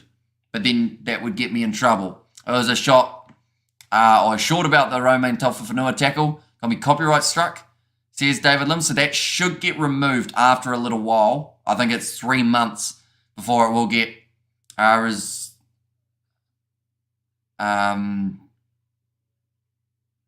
yeah. What was I saying? It should get removed, but did your channel get completely taken down? You need Velcro on your hands to play rugby in France, says Goldberg. And also we have there, where in New Zealand are you, mate, says Docs. So I'm halfway in between Christchurch and Dunedin. And we have got there, I had 2 strikes already, so that was my third. Oh, yeah, no, that will get you in trouble. That's fair enough. Well done for wearing a tie, says George. Thank you very much. Hugely appreciate it. To be honest, I am going to be looking forward to when I get to take this tie off. I think I did it up a bit too tight, but I have to say the collar is better than last week because the collar was way too big on the shirt last week, so I had to get a different one. But they are just showing the highlights. We've seen 1 try throughout this game, ladies and gentlemen. That seems to be a bit of a trend in the English game so far, but this time it was scored by English. Lewis Ludlam got himself over the try line. We have got their hurling played very open. Fastest team sport in the world. Played by big, fast-moving physical specimens. And another banana for George's boot. And loosen the tie then, says Simran. Although if I loosen it, then you'll see that I haven't got the top button done up. So I got it stuck there for now. Japan win, I get 150 quid for €1 bet. Wow. That's quite the... Wait, quid is pounds, isn't it? That's like a lot. And also, looks like Ford will take Farrell's shirt, says Calmac. Yeah, at the moment I feel like George Ford at number 10 seems like a very viable option for the English. Their backline, the thing is though, they've got a whole heap of talent in that backline, whether that's Tuolangi, Marchant, the experience out on the wings, but because the ball doesn't get out there that much for the English, mainly because of handling errors at the moment, it means that we don't really get to see the potential that they have got. Farrell will slot back in at 12 when he returns. Do you support the Crusaders or the Highlanders? I am impartial. In that regard, all scandalous, says Simran there, yeah.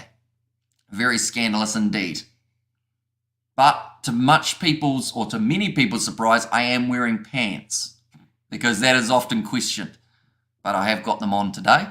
Can you reply why Romania, Georgia, Namibia and other weak countries play this World Cup, says Master? Because they have qualified, as the best way of describing it. And I always talk about it. I don't understand why big teams like to criticize the smaller teams.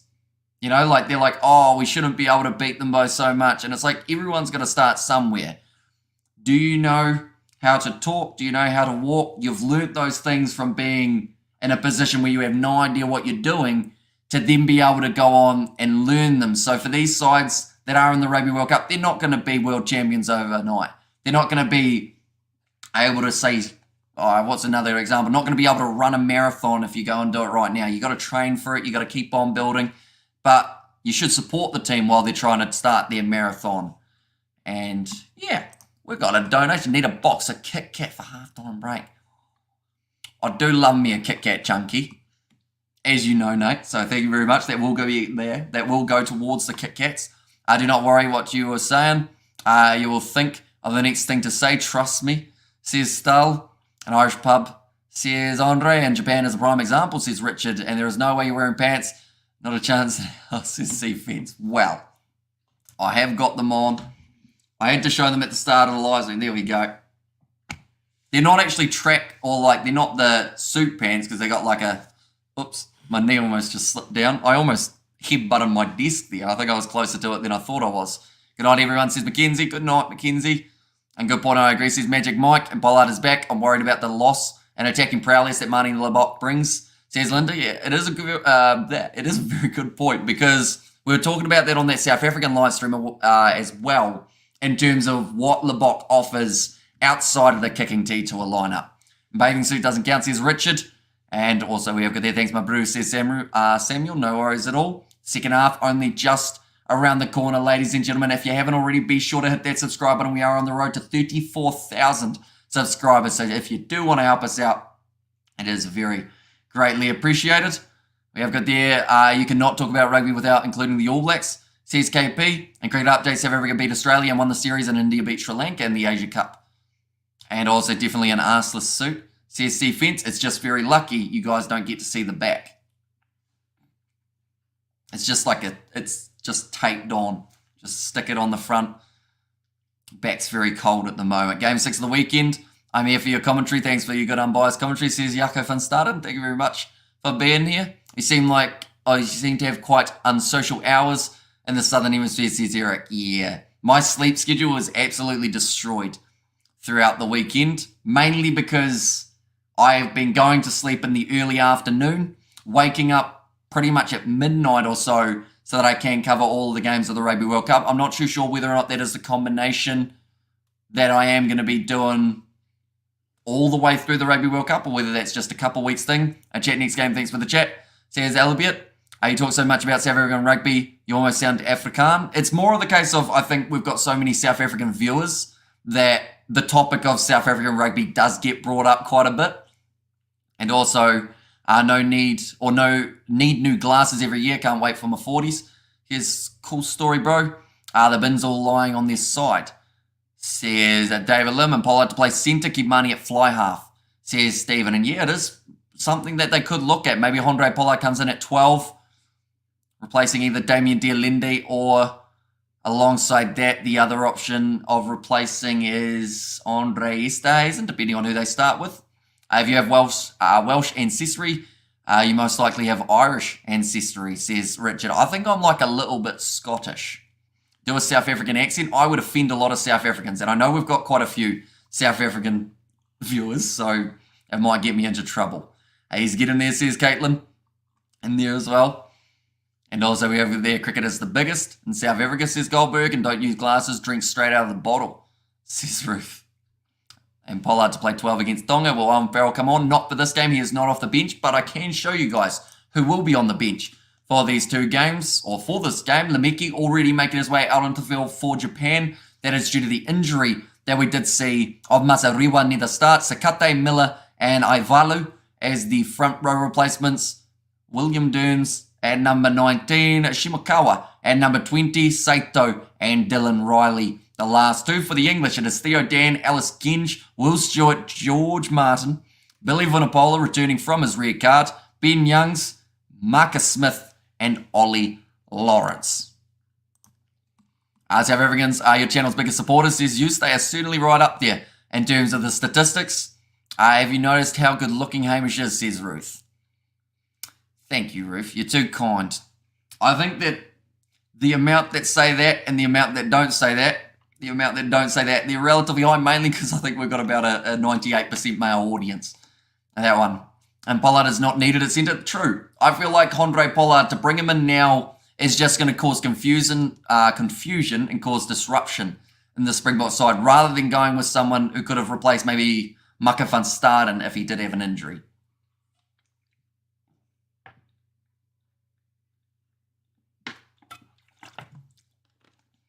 We have got there. Yes, Ruth, I agree with you on that statement, says Simran. Very kind of you. And Get Carter, says Eric. And we would appreciate you in South Africa, says Stull. And I love it, says Richard there. Maybe England should start the second half with 14 men, says Stephen. Could help them out, maybe. I believe we are close to the second half. This seems like a very long halftime break at the moment.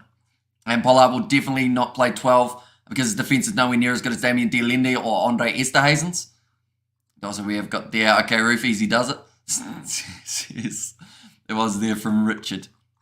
We South Africans love rugby, and I'm a big fan of your channel, says Magic Mike. And we are, of course, going to be here for every game of the Rugby World Cup, ladies and gentlemen. So if you are new to the channel, be sure to leave a like and subscribe. And yeah, very long time halftime break. Yeah, it seems like it was an extra 5 minutes or so than what we normally have. Given that shoulder to the head, we've seen a couple of reds already. Are we going to see people dropping into tackles purposefully? Says C Fence. I'd like to think not, but it's very hard to tell with players whether or not they will look to get any advantage that they can. Which is bigger? Cricket or rugby? On this channel, it's definitely Rugby Master. Akoya. Rugby takes money. You start at school level, says Goldberg. I watch from Nigeria. And also great that Pollard is back, says Just. And this halftime feels long, says Stahl. It does. But now the two sides making their way back out onto the field. So we are about to have a second half of action, ladies and gentlemen. What happened to Phil Kearns? Says Samuel Kearns. They've got Warner Durns off the bench, so they've got one Durns, but just not Phil. Oh, Jiwon Goo's gone off the field, and Ivalu has made his way out there. That was due to an injury a little bit earlier on that we saw in the game. Paul D is looking more interesting than I thought it would be, says Linda, and same with Paul C. Everyone knew that was going to be close, but the fact that now 3 of the sides have had at least 1 win. Makes it even that much more intriguing. And cricket is a cheaper sport. Only need a stick and a ball, says Goldberg. Not quite. You need like pads and a bat, gloves. You got to have a box if you want to protect your balls. I'm not talking about the cricket ones. But, yeah, rugby, get a ball, get going. Best way of describing it. That should be a slogan for World Rugby or some sort of rugby campaign. Get a ball, get going. I should copyright that. Now, second half underway. Alex Mitchell from deep inside of his own 22 kicks it downfield. Kick costs way more. Says Gareth, you're looking at a few hundred at least. You are so sharp. I would love to have a conversation with you. Says Stahl. I do talk a lot though. That will be one thing. You'll be sick of me by the end of this World Cup. I can guarantee you that. Courtney Laws, ball off to Ben Earl, short side now for Elliot Daly, who pins on. Oh no. He's gone into touch. I was going to say puts on the afterburners, but he just got tackled straight away. It is a rugby master. Says Magic and long half time to give Sinclair time to polish off. A couple of Big Macs, says Frank. It looks like England have decided, or Japan, sorry, have decided to take that one quickly. Oh, it's gone high again. Nicely taken. Rugby has only 470 million followers, but cricket has 2.6 billion followers, says Master. It seems like you really are trying to tell yourself how good cricket is and how bad rugby is, because you've said it on every live stream that we've had so far. You've been talking about the cricket side of things, but in terms of our viewers, we have a lot more rugby viewers than cricket viewers. That's going to be kicked in behind by England. Having to chase that one back was Osada, finds the offload away to Matsushima. It was partially charged down. Lewis Ludlam now, the try scorer for England. Cleans it up on the 22-metre line. Now, nice bit of work. Johnny May driven backwards. Good defence from Matsushima. Mara Toge. England looking more aggressive at the start of this second half. Stick to combat sports as a youngster much cheaper, or stick to combat sports. And that is going to be the penalty to Japan in the breakdown. Alex Mitchell, the man penalised. I doubt I'll get sick of clever conversation, says Stahl. No chance we'll get sick of you, says Caitlin. I would take that bet. I feel like eventually, somewhere down the line, you guys will be like, yeah. But for now, it is great to have you all here. I feel like eventually in conversation, though, I just make a whole heap of annoying puns and then people get sick of me. So be warned that there will be some puns in the future. Rugby is only 470 once again. Yes, put in the same thing. And also, we got their true Cisco story, bro. And also, woke up thinking today was Sunday. Very disappointed. Says Fluffy, yeah, I only realised it was Monday probably about an hour and a half ago. Because I've been awake for random hours of this weekend. So I was like, oh, Sunday now. We talk about fishing. I do quite enjoy fishing. To be fair, you've found somewhere that I might be able to talk a bit. Now it's kicked him behind. Nagari facing backwards. Beautiful chip over the top, but not held by Nakamura. That would have been an extremely fun one if the Japanese had been able to take it. We love a punny guy. Says Simran, and puns for the win. Says Caitlin there as well. Do you watch Champions League football? Not a huge amount. Little chip in behind now. This time it sits up for England. Johnny May driving well. Amato Pakatava has to make the tackle on him. Now Alex Mitchell has a bit of a juggle with the ball, but now gets it off to Joe March and grub it. Why is everyone kicking? Oh, it's a nice offload though to Alex Mitchell. Seems like every time we have 2 passes, someone has to kick the ball. Maro Toge goes to George Ford. He doesn't kick it, but it's dropped. Okay, that's why they're kicking it, because everyone drops it after there. What yummy snacks have you had today? Your comments usually make me want food, says Caitlin. That's a good kick downfield from Nagari. I need puns and dad jokes. My son is due to be born a few days after the World Cup final. Keep those puns coming, Hamish. Says Mountains of Asylum. I do try my best to sneak a couple in there every once in a while. IPL is the best. Of course, rugby is my blood. Introduced by the sport, or to the sport by the ABs versus Springboks. A try conversion and penalty kick for Japan within the 30 minutes. Now, 44 minutes through. Handling errors 12 throughout this game. That is one part of both teams' games that they'll look at and be like, we could have done a lot better out there on the field. Now, on the halfway line, Jamie George kicks it up high. Matsushima, pressure on him, but has been able to take it nicely. Ben Earls lines it up. and puts him on the ground. That commentary there. His goal was everyone kicking, says Toxic Callum. Now on the halfway line, nice spin from Alex Mitchell after receiving the kick from the Japanese. Elliot Daly has to play a halfback, gets it across to Lewis Ludlam, takes it cleanly. Sinclair looked like he was limping there. I don't know whether or not he's actually hurt himself or if he was just trying to get the motor running. Only one of the legs was firing. Now rolling it back, Alex Mitchell. We have got there, I can see you are surviving on coffee or energy drink. You are speaking really fast. So awesome, says James. Fun fact, I have never had a coffee in my life. And I also haven't actually had an energy drink. Whatever they put in this water must be pretty good. We have got there as well. You have had a long day, says Jeremy Rogers. It's been a long weekend overall. Nice kicking behind from England, almost into touch. But Sameki at the back has been able to keep that ball in the field of play. Good clearing kick from him. George Ford now on the halfway line. Puts it up high again. Going to be a good contest in the air. Nice take from Nakabula. Breaking through 2 tackles. Couldn't find his offload away though. To, I believe that was Pieter Labaskachny. I haven't said that name other than in the lineups. Now kicked him behind from Mitchell. That's got too much juice on it. And it's going now for the scrum. England drank coffee. Not one coffee or Red Bull. Yeah, believe it or not, I've had, what have I had? I've had a Powerade before. Not today though. I had a Powerade like a month ago and that woke me up. And cricket is more popular in China than rugby, says Master. That's very lucky. Is it clear that the game has become a little farcical? The ball is as slippery as soap. Stupid new ball for the World Cup. Says Akaris, because didn't they get like some ball tracking technology or something in the ball? Put something in the middle, but yeah, it does seem very slippery out there on the field. And also we've got the only rugby fan in my country, Elder. And let's go Japan, says David. And I feel a few cards coming, says Adrian. The worst thing is we haven't had too many opportunities for sides to give away penalties because before they can give away the penalty, they knock the ball on. They give kids Powerade after their soccer games doesn't count, says Caitlin. Fair point. Yeah, I used to have a Powerade or an E2. E2's quite nice. Up.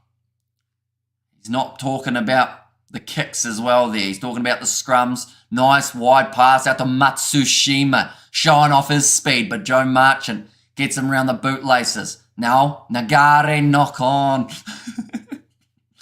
Now it's picked up by England. Why can't they hang on to this ball? You should have more coffee, not tea, says Stull. I've never had a tea either, though. So I'm very weird, the best way of describing it, which I think many of you guys would agree. That kick's gone long from England. Now having to clean that one up. Forces it dead was Samiki. I should be drinking Prime, bro. That's a joke. Says Toxic Callum. Have you tried Jade? I have not, no.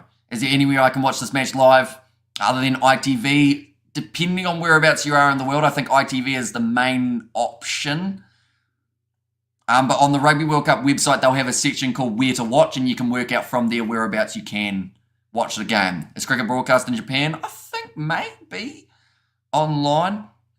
I would rather ask what is normal. It is what you make it, says James. And I'm certainly not that. Now on the halfway line, off the goal line, drop out Freddie Stewart, running straight. Shota Hori does well. Now Mitchell going across to Kyle Sinclair. Sure hands to Courtney Laws. Moves to 25 metres from the line. Nice bit of work there in the breakdown for Japan, but not quite getting the turnover for Inagaki. Slap back onto the side of England. J-Mo George now running straight. The number 13, Tomoki Osada. Ben Earls breaks through one tackle, dragged down by Kazuki Himeno. This is probably the most phases we have seen in the second half now without a kick or a drop ball.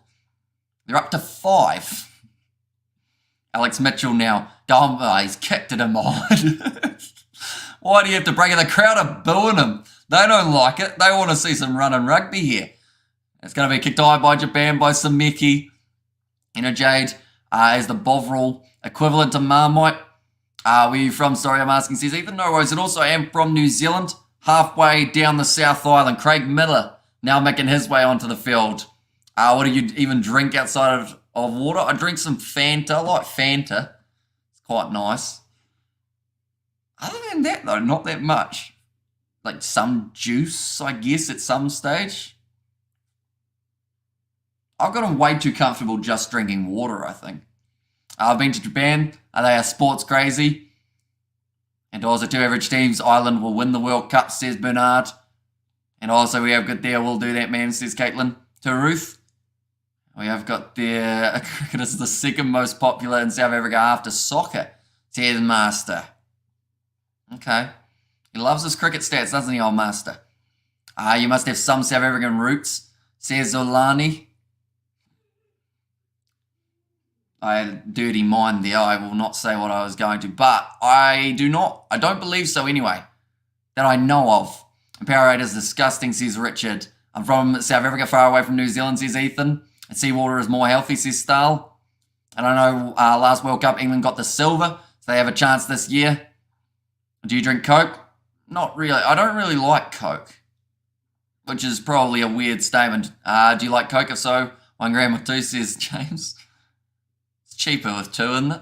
How many minutes is left in this half? Still another 30 minutes remaining. And to be honest, this first 10 minutes of this half, we haven't seen a lot other than kicks and 2 English runs. That's about it. Has anyone done their DNA? My sister did hers, and I think she found out she was like Scottish, Irish, a bit of everything up that way. Nice big shot on Johnny May. Defence from Dylan Riley. Roof, our favourite is Eero, says Caitlin. And also, why bystander, why, says Timothy. And that is going to be the knock-on from England, another drop ball. Now it's going to be the scrum feed for the Japanese. How's it like in New Zealand? I always wondered, says Ethan. It's not too bad at the moment. I think we're like, I'd say 9 degrees Celsius, which is quite nice. You look Scottish, says Polo. Is that a good thing or a bad thing, Polo? Our box squad are really winners in the game, guys. We've got flashing lights coaches and no watching kickers. Yawoo. But the best are yet to come. Ireland, be ready for us, says Anthony. And rugby is a mixed game of wrestling and football. Vitamin waters, not for the vitamins, but they're good, says Richard. Does your sister have any Welsh in her, says Padrone. I feel like that's the start of a pickup line, isn't it? But no, I don't. Oh, no, I'm not sure where she was from. I'd be similar, though, I'd assume. Don't snort bilge water, says Eric. And gone from being 40 seconds ahead of you to 2 seconds behind. Change of pace, I guess, says Vinster. We have got there, Hamish. Is there any junk food or sugary drinks you like? I'll be honest, I don't really have a lot of like drinks. Like, I like sugary stuff. Like, I had a Magnum the other day, the ice cream. That was nice. 9 degrees, good thing you have your suit on, says Caitlin. You get used to it, though. Like, when you've been in New Zealand a while, like, the sun's out, so that's a bonus. It might even be up to, like, 15 degrees today. Hamish put a cowboy hat on, and you will look like a Texan. I may or may not have a cowboy. Do I have a cowboy hat sitting on my couch? I might actually have a cowboy hat on my couch. Not even joking. I have to get it after the live stream. That is crazy that has happened. And Hamish, not Hamish, should join the Rugby Championship. Japan should join the Rugby Championship. They're a rich country. They can bring more money to Sanzar, says Master. Why does the ball get concussion? Says Crumpus there. But now the scrum reset. Japan, 28 metres out. Let's go Japan, says Drew Skinnader. And also, I'm also from South Africa, bystander. Why, says Timothy. Now, ball's being fed in at the back. Nagari going to the right-hand side. This is a chance. This is going to happen now. One of these two sides crossing the try line within the next 5 minutes. If not, I will be sad. The ball available for Japan. Jack Cornelsen now having his first carry, I think, almost. This game put back into the pocket to Dylan Riley trying to step through. But England's defence, it is rushing up just like it did up against Argentina. It's an advantage, though, for offside. They're given a penalty, so that's going to be probably the 3 points here. You should get a cowboy hat. The suit you find, says Stahl. Down here in Franz Joseph. We'll only see the sun again next week, says Stefan. And also we have got there, if you have a cowboy hat, we have to see it during the finals matches, says Caitlin. People might be very confused at the cowboy hat. And also we got there, Wally, you're not a cowboy. No. I can't remember the last time I rode a horse, to be honest. It was for a different video on the channel, which has not been released and probably won't be released, to be fair. It's not a dirty video, I should clarify. And does she want some? Sorry, says Adrian. I knew it was coming, but I went along with it. I'm pretty sure Waimedi is Gaelic for gumboots. Says Fluffy. Right, Matsuda lining up the kick. He's currently sitting 100% accuracy. And this will put it to only 1 point difference between these two. So sorry, says Adrian. I forgive you. And the kick is good. 13 points to 12. Maybe quite a scrappy game, but one of these two sides is walking away with 4 points here. And that is the main thing in this contest. And also we got Italy and Spain. Nowhere near their full rugby potential in development. USA and Canada have gone backwards. And it's 20 past 10 p.m. in South Africa, pitch black, says Ethan. Now it's going to be nicely taken by Dylan Riley, just outside of the 22. Maybe they should go for the corner, but they're not, says Brian. I guess for Japan, that puts them back within the 1. So next time I think they will also take on the 3 points. It's just nice to see some points in this second video. Kiwi Lad's doing a video nasties, says Fluffy. And tell us the ladder, says Valine. So, the ladder as it sits. Now, I will mention that this game, or this pool, Fiji are still in third, but they are on 6 points. Same with Australia. And then in this grouping at the moment, Samoa sitting at the top of the bunch. Japan in second on the 5 points. And then England in third on 4. Argentina and Chile yet to get themselves a win throughout this Rugby World Cup competition. Nice inside ball from George Ford. Goes to Elliot Daly. I'm thinking the super subs for England might be what helped them in this game. Daly now, wide cut out pass. It was close to Ford. That was even closer to Ford. But now down the wing, Ben Earls starting to bulldoze towards the try line. 15 metres now between England and their first try of the second half. I said within 5 minutes. I don't know when I said that statement though, but it must be getting close to that 5 minute mark. Oh, Joe Marler's been hitting the noggin with it. It's set up to Courtney Laws. He puts the ball down. They may have to check this one, because if this hasn't hit Joe Marler's hands and instead sconned him in the noggin, this would actually be a try. Are you wearing a certain tie, says Fernando? Because I get a lot of criticism when I don't. The Kiwi Lads put out a Feet Finder account if Fiji win the Rugby World Cup, says Bystander. Have you had your sister on Kiwi Lads, Hamish? I have not, no. There was a stage when I was about to, but then we didn't. And I don't know, I have my parents on it though. In fact, I don't think other than my mum, I've had any females on the live streams. Fun fact. And I love the Kiwis know their rugby. Test at Ellis Park against the ABs. We got so thrash, says Jeremy. Okay, that is hit the hands that scones Joe Marler in the head. Is it a knock-on from Will Stewart, I think is the big question. Because if it is, it's going to be no try. It travels backwards, hits Joe Marler in the head, which then becomes play on for Courtney Laws to run onto this ball from behind. I think this is going to stand as a try, ladies and gentlemen. Or is it? Yes, it is. It's the try for England. What an assist off Joe Marler's forehead. Forgot what sport he was playing. He's given it, says Fleshin. And players are good. Poor management for the USA. When you on again, says Stull. So the next time that we will be live is about Thursday morning New Zealand time. That is for Uruguay when they do take on, it is Italy, I believe. And that one of this is mad, says Fleshin. And also, it sounds you're a healthy person, says Mornay. Not really, no. Because I sit here for 40 hours a weekend doing live streams. So I try and even it out a little bit. It's getting to that time. Good night to Hamish. A lovely roof. And the rest of the chat, says Caitlin. We will see you later on. It will mean you missed the cowboy hat, but that will be all right. Lots of females here, especially from South Africa, says Stull. And also that it was the luckiest try in the world, says Cabbage Patch. And also USA need more South African coaches. A new mover header, says Neil. I mean, it's one way to stop it being a knock-on, isn't it? Just knock it with the forehead. And now England, with their conversion, they do now sit on 20 points to 12 in their favour. Marley using his head for once, says Fluffy. Now it's gone high. Nicely taken by Freddie Stewart. Just inside of the English 22, but he drives it outside. How are the South Africans doing points-wise? Says Alandi Bear. So they are currently sitting on 9 points, and then ahead of them is Ireland on 10.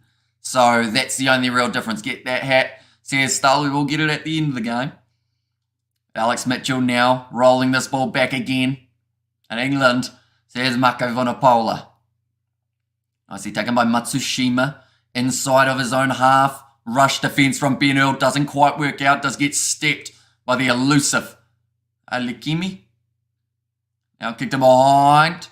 Grubber across field. Goes to Johnny May. Running onto this one is Freddie Stewart. Great step from him. Going a little bit too much upright into that tackle, I think, was Osada. George for flat ball to Jamie George. England seem like they've now started to find their rhythm. We have got there, why don't you show us the TV instead of looking at you, a nonsense, says Sir Mandleni. Well, there is a very logical reason behind it, Sermon, but that is the fact that there is a thing called copyright. Matsushima breaking through the line now for the English. They have had to defend him, and it's very nicely done. Oh, Johnny May's kicked that out of that breakdown. He's probably a little bit lucky not to get penalised for that. Craig Miller now driving forward. A rewatch tomorrow, need to see the hat, says Caitlin there. Now, charging on to this ball for Japan. Going to the right-hand side. Another good low tackle made. Nagari going to the right-hand side. Maro Itoje a little bit slower getting up there. Dylan Riley piercing through the gap. Driving towards the try line. 20 metres now. Finds the offload up. Japan seem like they have found that next gear. They've dropped the ball once more. Finally, England used their head to score tries. And we have got the men to Fiji to break the mould of the organised. And hopefully Japan's second says bystander. And also a header is the best way forward given the slippery nature of the ball, says Akaris. And also we have got there as well Carlos Spencer. I would absolutely have a run backline header move.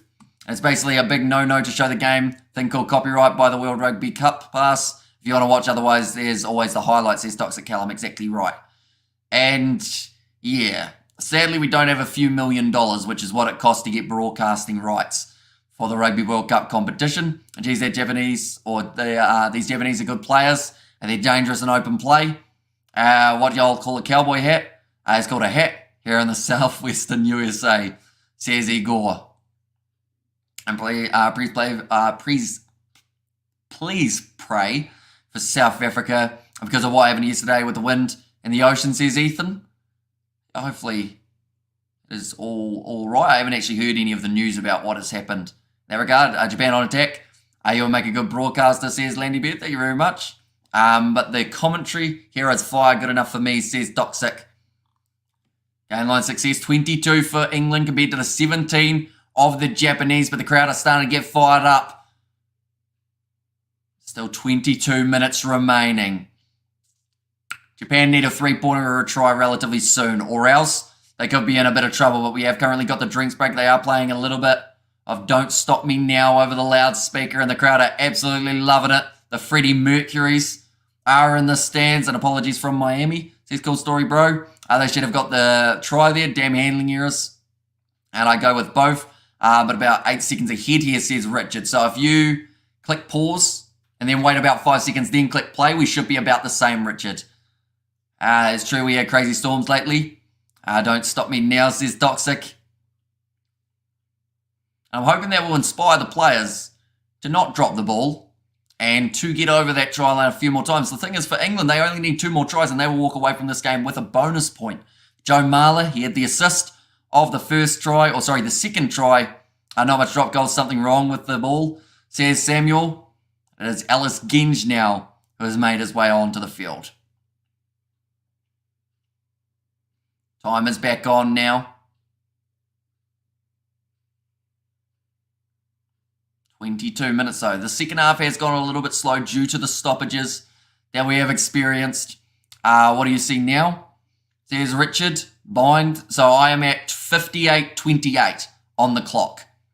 My wife likes you more than she does me at the moment. Watch out, says Stolberger.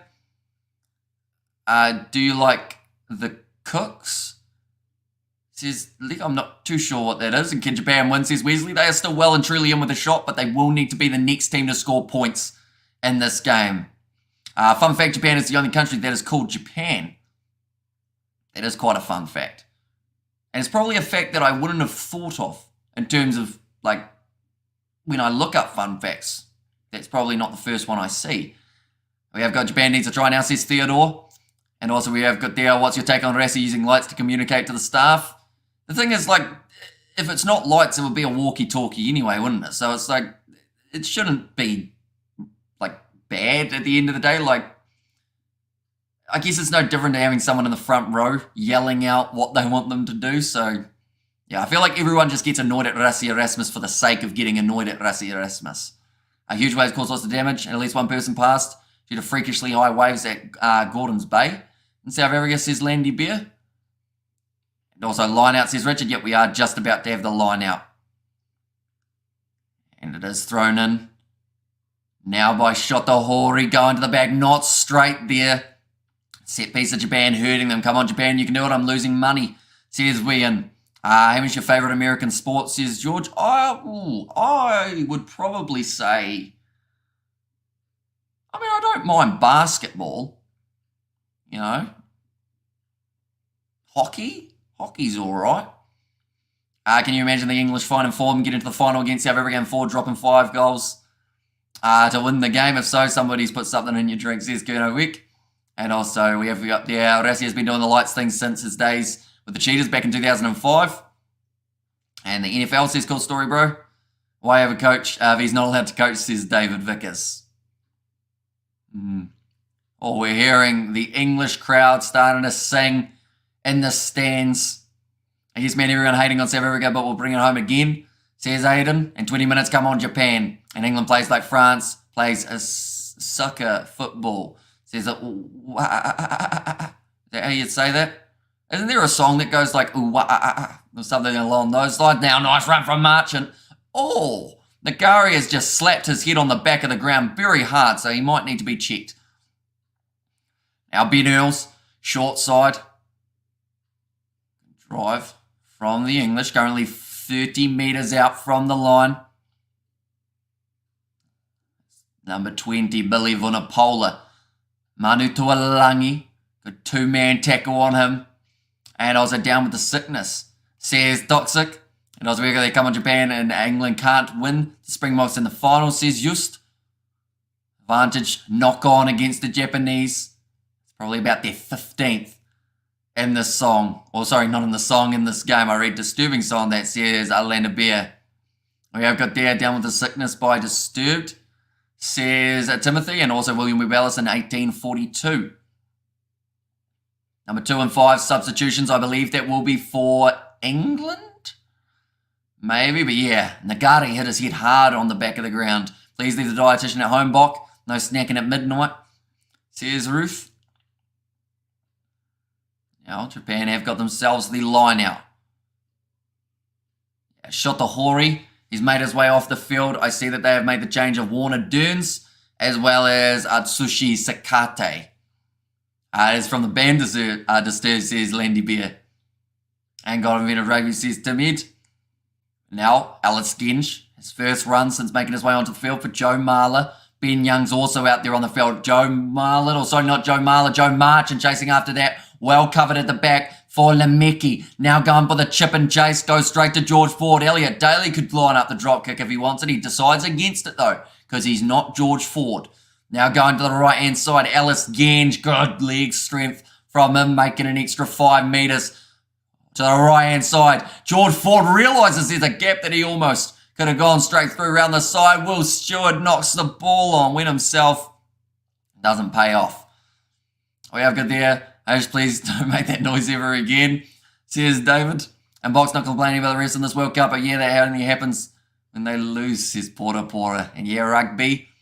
And also England have gotten a bit of control again. Yeah, it does seem like at the moment there is more momentum going the way of England than there is going the way of Japan. But that is just due to that running game that England are starting to get a little bit more right, although they are still having a few handling errors along the way, which they will be disappointed about. But of course, still room for improvement as we make our way through this Rugby World Cup competition. A bit of catching practice needed, says Bolo. And we have got there, and the chat as well, quite correct. England will never beat South Africa in a World Cup final ever, says Akaris. And tackle low, sweet Owen Farrell. Tackle even low, Billy V. Tackle low, sweet Owen Farrell. Careful with your head, Curry boy.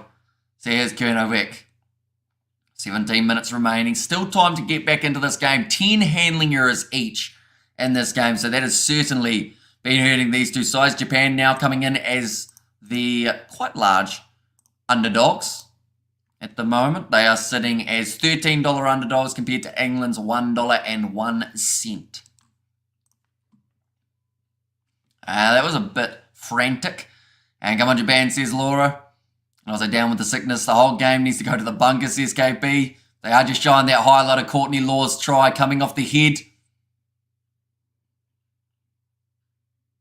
He has now made his way off the field. Why can't you show the game on the screen? Due to licensing. If I show any match footage or audio, we get taken straight off YouTube, sadly, and banned from streaming for 3 months. America as a continent, you know that, right? Maybe you're referring to the USA. It's not our fault if New Zealand is down in the middle of nowhere. Says Porter. Now Martin, he has made his way on. It is to replace Courtney Laws. Nagari, now with the scrum feed, copyright and licensing. And Dan says Ethan there. Yeah, it is a big shame, but they are very strict with it. Blonde hair and blue eyes. But he gets his bum pinch a lot in Tokyo. Commuter trains. Says Fluffy. It looks hot and humid in France right now. Yeah, they are sitting about 26 degrees Celsius or something. It would be quite a humid evening. I mean, the players will be glad that it isn't as hot as it was for the first round, but it is still certainly a very hot day out there on the field. Japan needs some points in the next few minutes, says Hadrian there, and back in Japan, says Just. 5 meters out. Here's United States of America. And why are people so duff? Nothing is for free, says Goldberg. Although it is a good question to ask whereabouts they can catch the game as well. And Nagari puts the ball in, pops out the bag. That's loose. Nicely cleaned up there, though. And he's driven back into his own in-goal area, Matsuda. So no option but to now have the 5-meter scrum for the English. Surprise, no professional league for rugby. Never set up for Germany. America has Major League Rugby. The Eddie Jones press conference on YouTube was interesting, says Stuart Moore. And I was where they're trying to find a pub in Vegas. That's showing the game, says Rio. And maybe too many beers was pausing you to match up, and you're 8 seconds behind, says Richard. And also we have got there, that's the same as every Western country, unfortunately. That's why I stay clear from TV, says Toxic. Right, another change being made. This time it is Saito making his way to the field. That is to replace Nagari. A busy game so far, but still 15 minutes remaining on the clock. Do you know what load shedding is? If not, it's when people turn your power off for at least 2 to 4 hours. How long I have that now, so I appreciate you so much, says Ethan. Yeah, we've got quite a few South African viewers who do experience load shedding during these Rugby World Cup fixtures, but any time that you guys don't have power, if you have the ability of popping on YouTube without it using up a huge amount of data for yourself, be sure to pop in. We will be saying hi throughout the streams. What for Borthwick's press conference, says KP. And come on, Japan, says Chew in there, and the door smokes, says Lick. Now, a chance here for England. If they score now, that would be their 3rd try and only needing 1 more to walk away with the bonus point victory. Now it's going to be the advantage for collapsing. Ben Youngs with a pass off to Manu Tuolangi. George Ball cross kick off his left. It goes out wide. Freddie Stewart scores the try. And England get themselves their 3rd now. After next weekend's games, is it 2 weekends till the next game, says Patrick? It is not. It's just that Ireland do have themselves a bye week. But every weekend up till the quarterfinals, there are 8 games that are taking place. And also we have got their load shedding messing up people's fridges. Says Cool Story, Brian Fun Factor got married in the same building where the Welsh Rugby Union was founded. Says Adrian, that is quite a fun fact. And damn, that's the game. Says Theodore, yeah, maybe just enough for England now to close out with the victory. Freddie Stewart just staying in the field of play. George Ford showing off that cross kick off the left boot. And come on, Japan, says Frank. And try, yeah. Says a Toxic, kill him. And come on, English, God save the king. I'll rock and roll. Our time is ticking, boys, and get in, says Goldsmith. And who do you think is going to win the World Cup? There are a lot of sides at the moment who are in the running. Quite a few looking good, and 2 of them going head-to-head in a game next week. George Ford sitting 4 from 5 so far off the kicking tee. And hopefully this makes the last part of the game more open.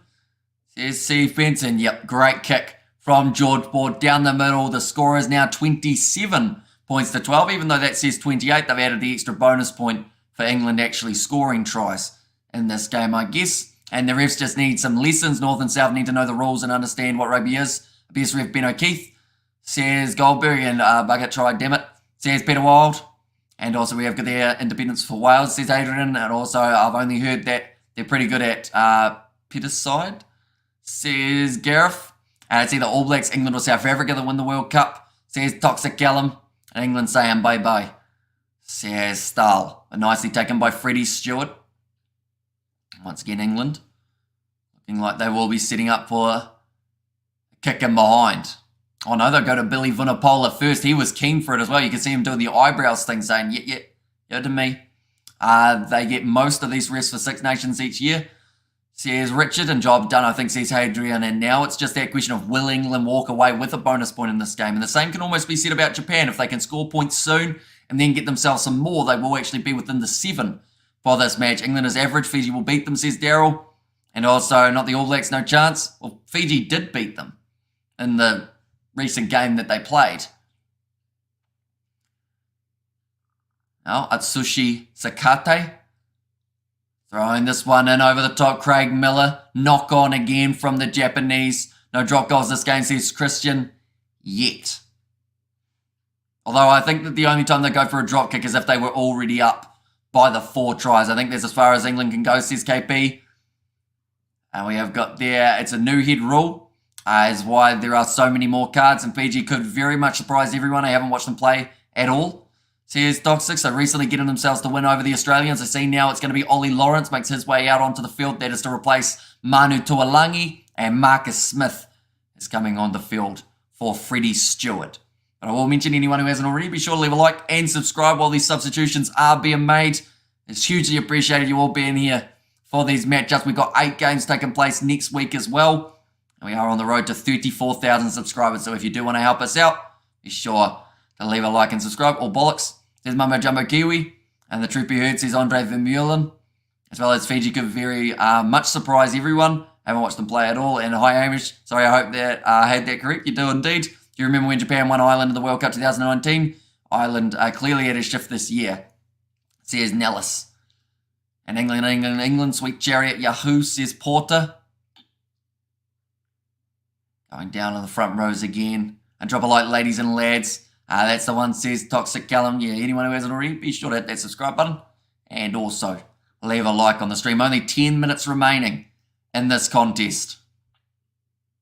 Jamie George has dropped to a knee.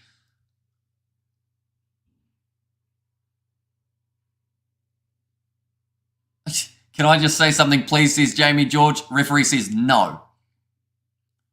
Okay, so Jamie George saying there's no weight coming against him, so that is why it's collapsing so often. Ref didn't want to hear it. And you're the man, Anton Leonard Brown, visit Namibia injured player, Leroux Milan. Says it was there from Blues Native. Thanks for the entertaining commentary. Great job once again, says Adrian. Thank you very much, mate. As we get there, 2 more, says Goldsmith. Ben Youngs now puts the ball into the scrum on the halfway line. Asking for the big push from his forwards, but it's an extremely solid scrum. They're being told to use it there, England. And Lewis Ludlam now picks the ball up. In fact, that was Billy Vunipola. Off to George Ford. Going for the banana, kicking behind, but it's nicely taken it back by Lekimi. Going for the kicking behind, or Lemeki, sorry, I should say. He's just closed on a player who didn't have the ball. That will probably be a penalty advantage for the English. And Ben Earl goes across to Billy Vunipola.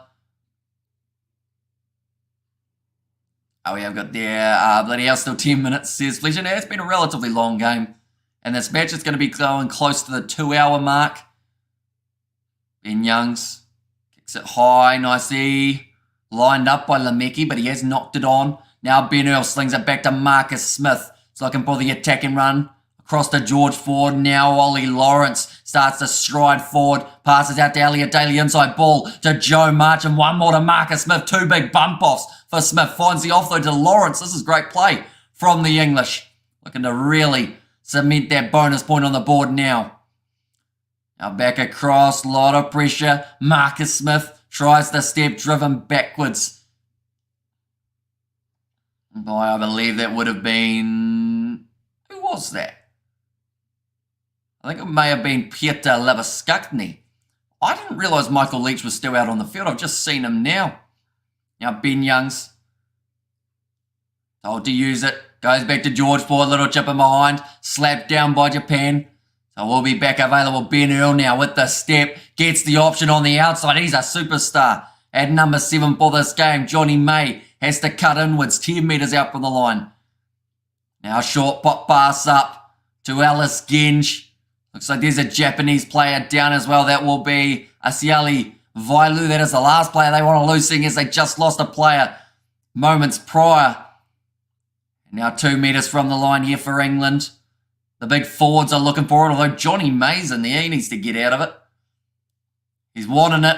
Johnny May now joins the breakdown, realises that he should leave it for those big men. Ollie Chisholm gets closer to the line. Just 1 metre now between them and the bonus point here, England. Jamie George round the side of the breakdown. Good defence from the Japanese. Lots of physicality. George Martin with the spin again. England, 7 minutes remaining, still plenty of time, but if they can cement it now, Alice Genge runs sideways, still going to be short. And around the side, Maro Tosha, I think he tried to grab that and may have knocked it on as he went past, or he might have missed it completely with his hand. Now very close indeed, it's the penalty to Japan. We have got there, help me $100 please, I'm in trouble, says Master Okoya. So you've been talking about cricket a lot in the last little while. You haven't mentioned the money up until this point, but you were just saying about how cricket is a better sport than rugby the whole way through. We have got there, Kiwi, I like the haka, not much. The North Korean front though. Not interested in dictatorship, says Toxic Callum, and also Genge knows he's a prop, says Gareth. Or does Genge know? I can donate some belly button lint master, says Fluffy. That's very generous of you, Fluffy. Now 6 minutes remaining. Ball has gone into touch. And also Master loves his cricket, says George. He certainly does, that is for sure. I can't hear a word in South Africa. Too much load shedding by us. Or we can't have a World Cup, I think that's said. And damn, back to reality tomorrow, Monday. We are fun here tonight, says Cool Story Bro. And we are going to be back for next weekend, ladies and gentlemen. We are covering every game that has taken place. Spend a bit of time in the sin bin. Is that why we didn't see for a little while? And no, and Genge just doesn't sound right. And we have got there, well done Japan, says Brian. Loose ball from the Japanese once more now. Ben Earl passes, quick hands to Marcus Smith. Nice stepping inside to Ben Earl. I feel like Ben Earl deserves a try in this game with the way he's been able to play, but the ball is available at the back now. It's going to be, who's that guy? Who is that bloke? I'm just looking at it. Oh, it's the young 16. Oh, bloody Theo Dan. I was confused. I was like, who is this man who has made his way out onto the field? Did they just find a random bloke? And of course, most don't know anything. Thanks so much for your amazing commentary. You are the best, says Goldberg. Quick hands between the two Harlequins players. Marching out to Smith on the outside in the replay. Also, Master looks like you're going to need to get on your knees and service the mate, says Marco. And also, back he goes. Lee's didn't say he's a prince and has gold. And we can have a World Cup in South Africa. Just bring your own electricity, says Just. You're very good. I take my hat off to you. Do not talk about cricket or cricket load shedding, says Stull. And waste their time giving your Facebook pages all them likes as well and see what you like. These Blues Nate quick tap taken now by Japan, and they have had to make 151 tackles throughout this performance. Still 5 minutes remaining. Japan, if they score 2 converted tries, they would still be 1 point down. And looks like it is going to be Valu who's actually going to continue this match. I was worried he was injured a bit earlier on. Japan now, big shot coming in from Elliot Daly. And thanks so much for jamming and rocking the commentary so well, says Ruth. But yeah, anyone who is new, be sure to leave a like and subscribe to the channel. We've got plenty more coming in the near future. Back into the pocket now. Ball is put up high by Japan. Close to the touchline. Dylan Riley doesn't quite get the bounce of the ball he was after. It rolls into touch. And I Porter, says Patrick. I'll say, let's go Kiwi lads, you rock this in 5 minutes left. Japan have to work. Oh, a lot of work to do to catch up, says Toxic. Yeah, I think at this stage it's not so much of the question of can Japan win, but it's more of that question of will the English walk away with a bonus point here for one more try. I don't like it when England wins, says Sizzy ESA. Well, this World Cup so far they are sitting, or they are going to be sitting 2 from 2, which is pretty massive. Small alligator on the golf course. This is going to be fun on this chat for Ireland versus South Africa, says Cool Story Bro. I think it's going to be quite heated between those two sides, but I'm hoping at the end of the day, everyone will be able to look past that game afterwards and look towards the finals, because I believe that both of those two sides will be making it to those quarterfinals, and then from there, they will of course want the support of their sides. But we've got 4 minutes remaining. We've got another drinks break here. Most of the French wine comes from South Africa, I believe, says Samuel. And Peter Kane, you're a bad Richie McCaw Omani. The crowd's still in good voice though, even though we are late in the game, and it does seem like Japan will not be walking away with the victory. Crowd in attendance still absolutely loving it. Maybe son, Blues Nate, says Porter. I think that's the first yawn of the night, which is actually pretty decent. In this case, I've enjoyed watching the English celebrate like they're beating the ABs or something. Hilarious, says Richard. The English are the champions here, says Stull. The winners of this game anyway. When was the last time England had a championship? I assume it was the Six Nations, wasn't it? But what year was it that England got it? This is like a serious question as well. This isn't me trying to be mean to England. Knock on from Japan again. And the Springbok says Dunny and the George emoji in there. England is going to win.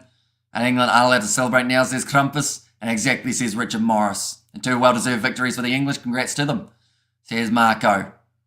Yeah, an awkward take for Maro Atoshi. 2003, says James. And did you know yawns are contagious through PC screens, says Hans? Oh, that's a good question then. How many of you just yawned with the fact that I yawned? Being mean to England, says Toxic. And also, well, England did kick New Zealand in the last World Cup semi, says Porter. Very true. But the question was about the Six Nations, which New Zealand, fun fact, are not in. For an average team, England have done well beating Japan, and they need to score one more time, says Keenan. And me, says Robert. Me, says Hans. Nope, says JP. Me, says Gareth. Geez, sorry everyone. I didn't mean to make you all yawn. Advantage to England now at scrum time.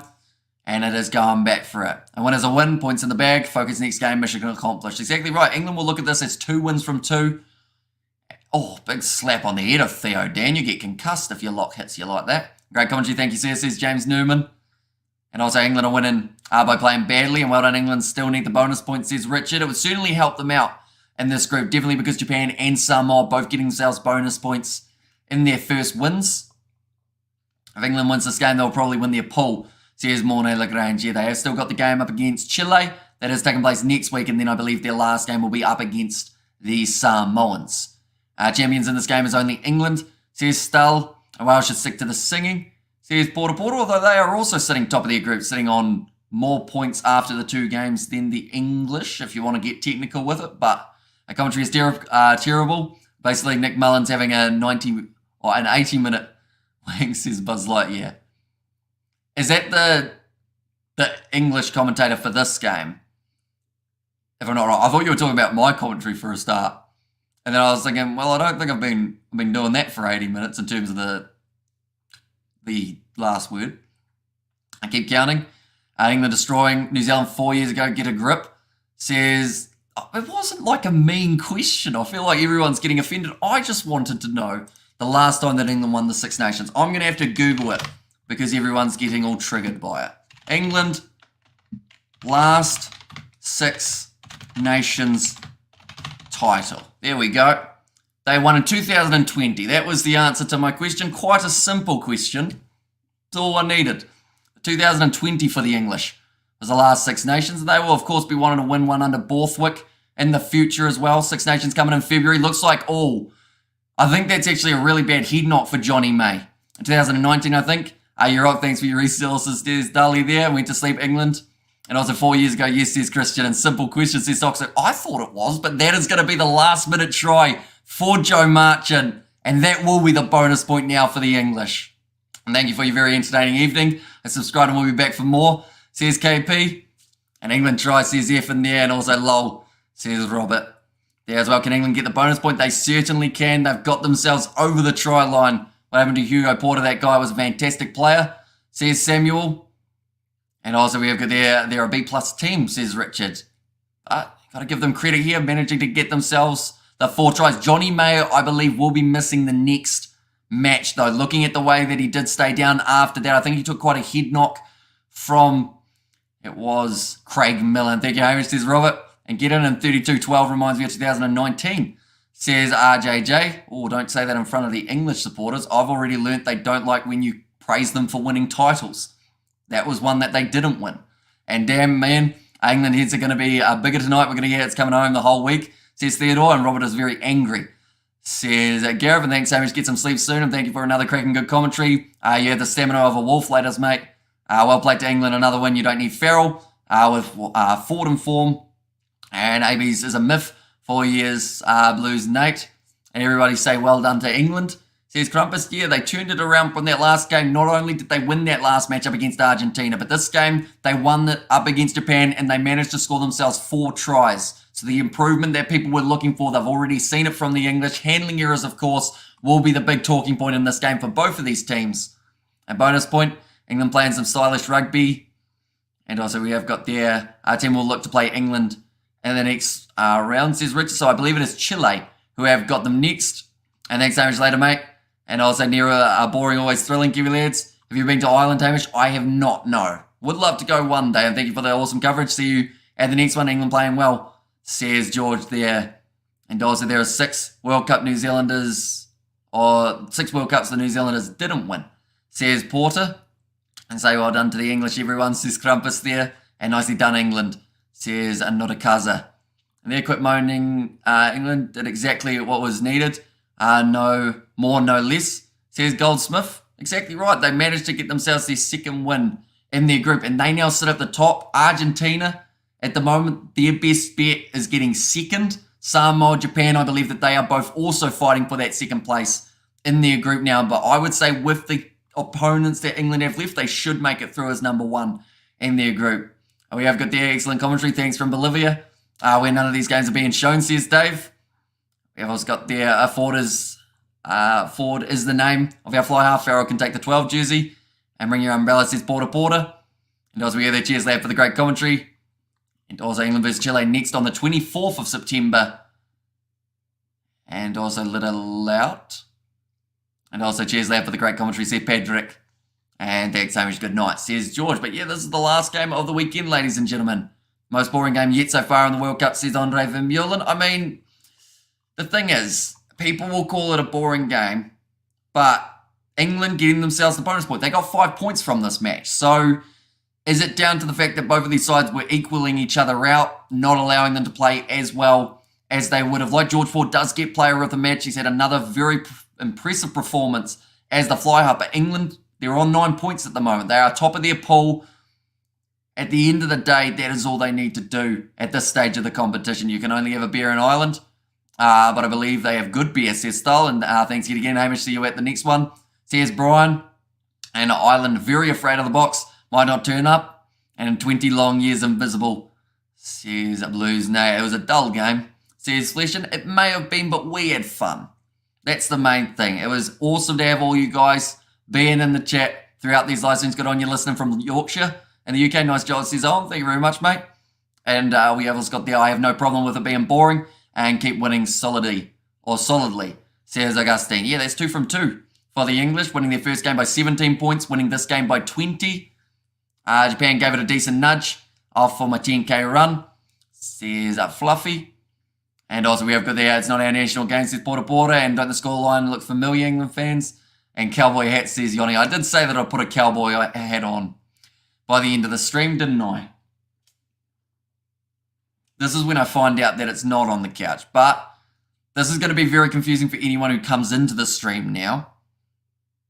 You must live a sheltered life, says Brian, and sweet Hamish. Some well-deserved refs. The nice one, Hamish. Thanks for the commentary. Again, mate, says Doxit, and great fun again, Hamish. Thank you, says Tim there. But they are talking to Kazuki Himino, the Japanese captain. 27 metres made by him, 16 tackles throughout that game. So I believe that he was actually the leading tackler throughout this matchup. No, he wasn't. Peter Lebaskakni actually had 19, but most running metres was Kotaro Matsushima.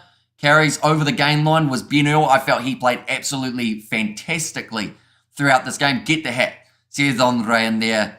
Yeah, great. Going on a marathon, and thanks again, Hamish. See you all crazies next week. And comes into the stream and you're wearing a cowboy hat. Now that's top content, says Toxic Callum. And good man of his word, says Augustine. This is when I find out that it's not sitting on the couch, but I will have a quick look, ladies and gentlemen. You can look at, I have nothing to put here other than just a blank stadium. I will be back in a very short moment because I have to go get a cowboy hat because I did promise. My microphone is here as well, so you guys may not be able to hear me in a short moment. I guess I can just keep yelling from my lounge from over the side. That's what I do during the commentary anyway, is just shouting, making heaps of noise.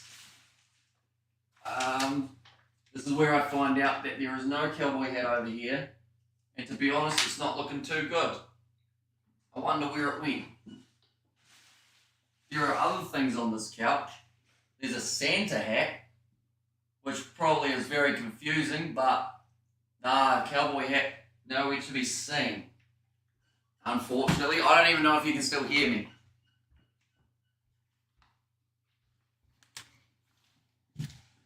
I have disappointing news, ladies and gentlemen. I thought that it was on the couch, but I realised it's actually in another room in the house. But I do have this, which is, I guess, something. Fun fact. Yep. If I had that on and someone came into the stream now, they would be very confused. That is for sure. I can still hear you, good man, says Toxic Callum. And also imagine next stream you see a stripper pole come up with the Kiwi lads and only a hat, says Powerhaven. I would think that a lot of people would leave it straight away. That's even better, says Toxic. And also we have good there, Hamish, says Blues Nate. I have an awesome day, Hamish. Cheers for the live comms, brother, says Splendid. Thank you very much, mate. Hugely appreciate you all being here. I want to see you with a hat next time. I will remember the cowboy hat for the next stream. It will be a random, like 4 a.m. live stream for us here. And Halloween is coming, says Toxic. Go buy a hat, says Stull. And he's the killer, says Powerhaven there. As our that is a fun movie, isn't it? Put it on. Says Andre Vermeulen. I don't know if it will fit. I can try and squeeze my head into it. She'll be a bit tight. Let's see if this works.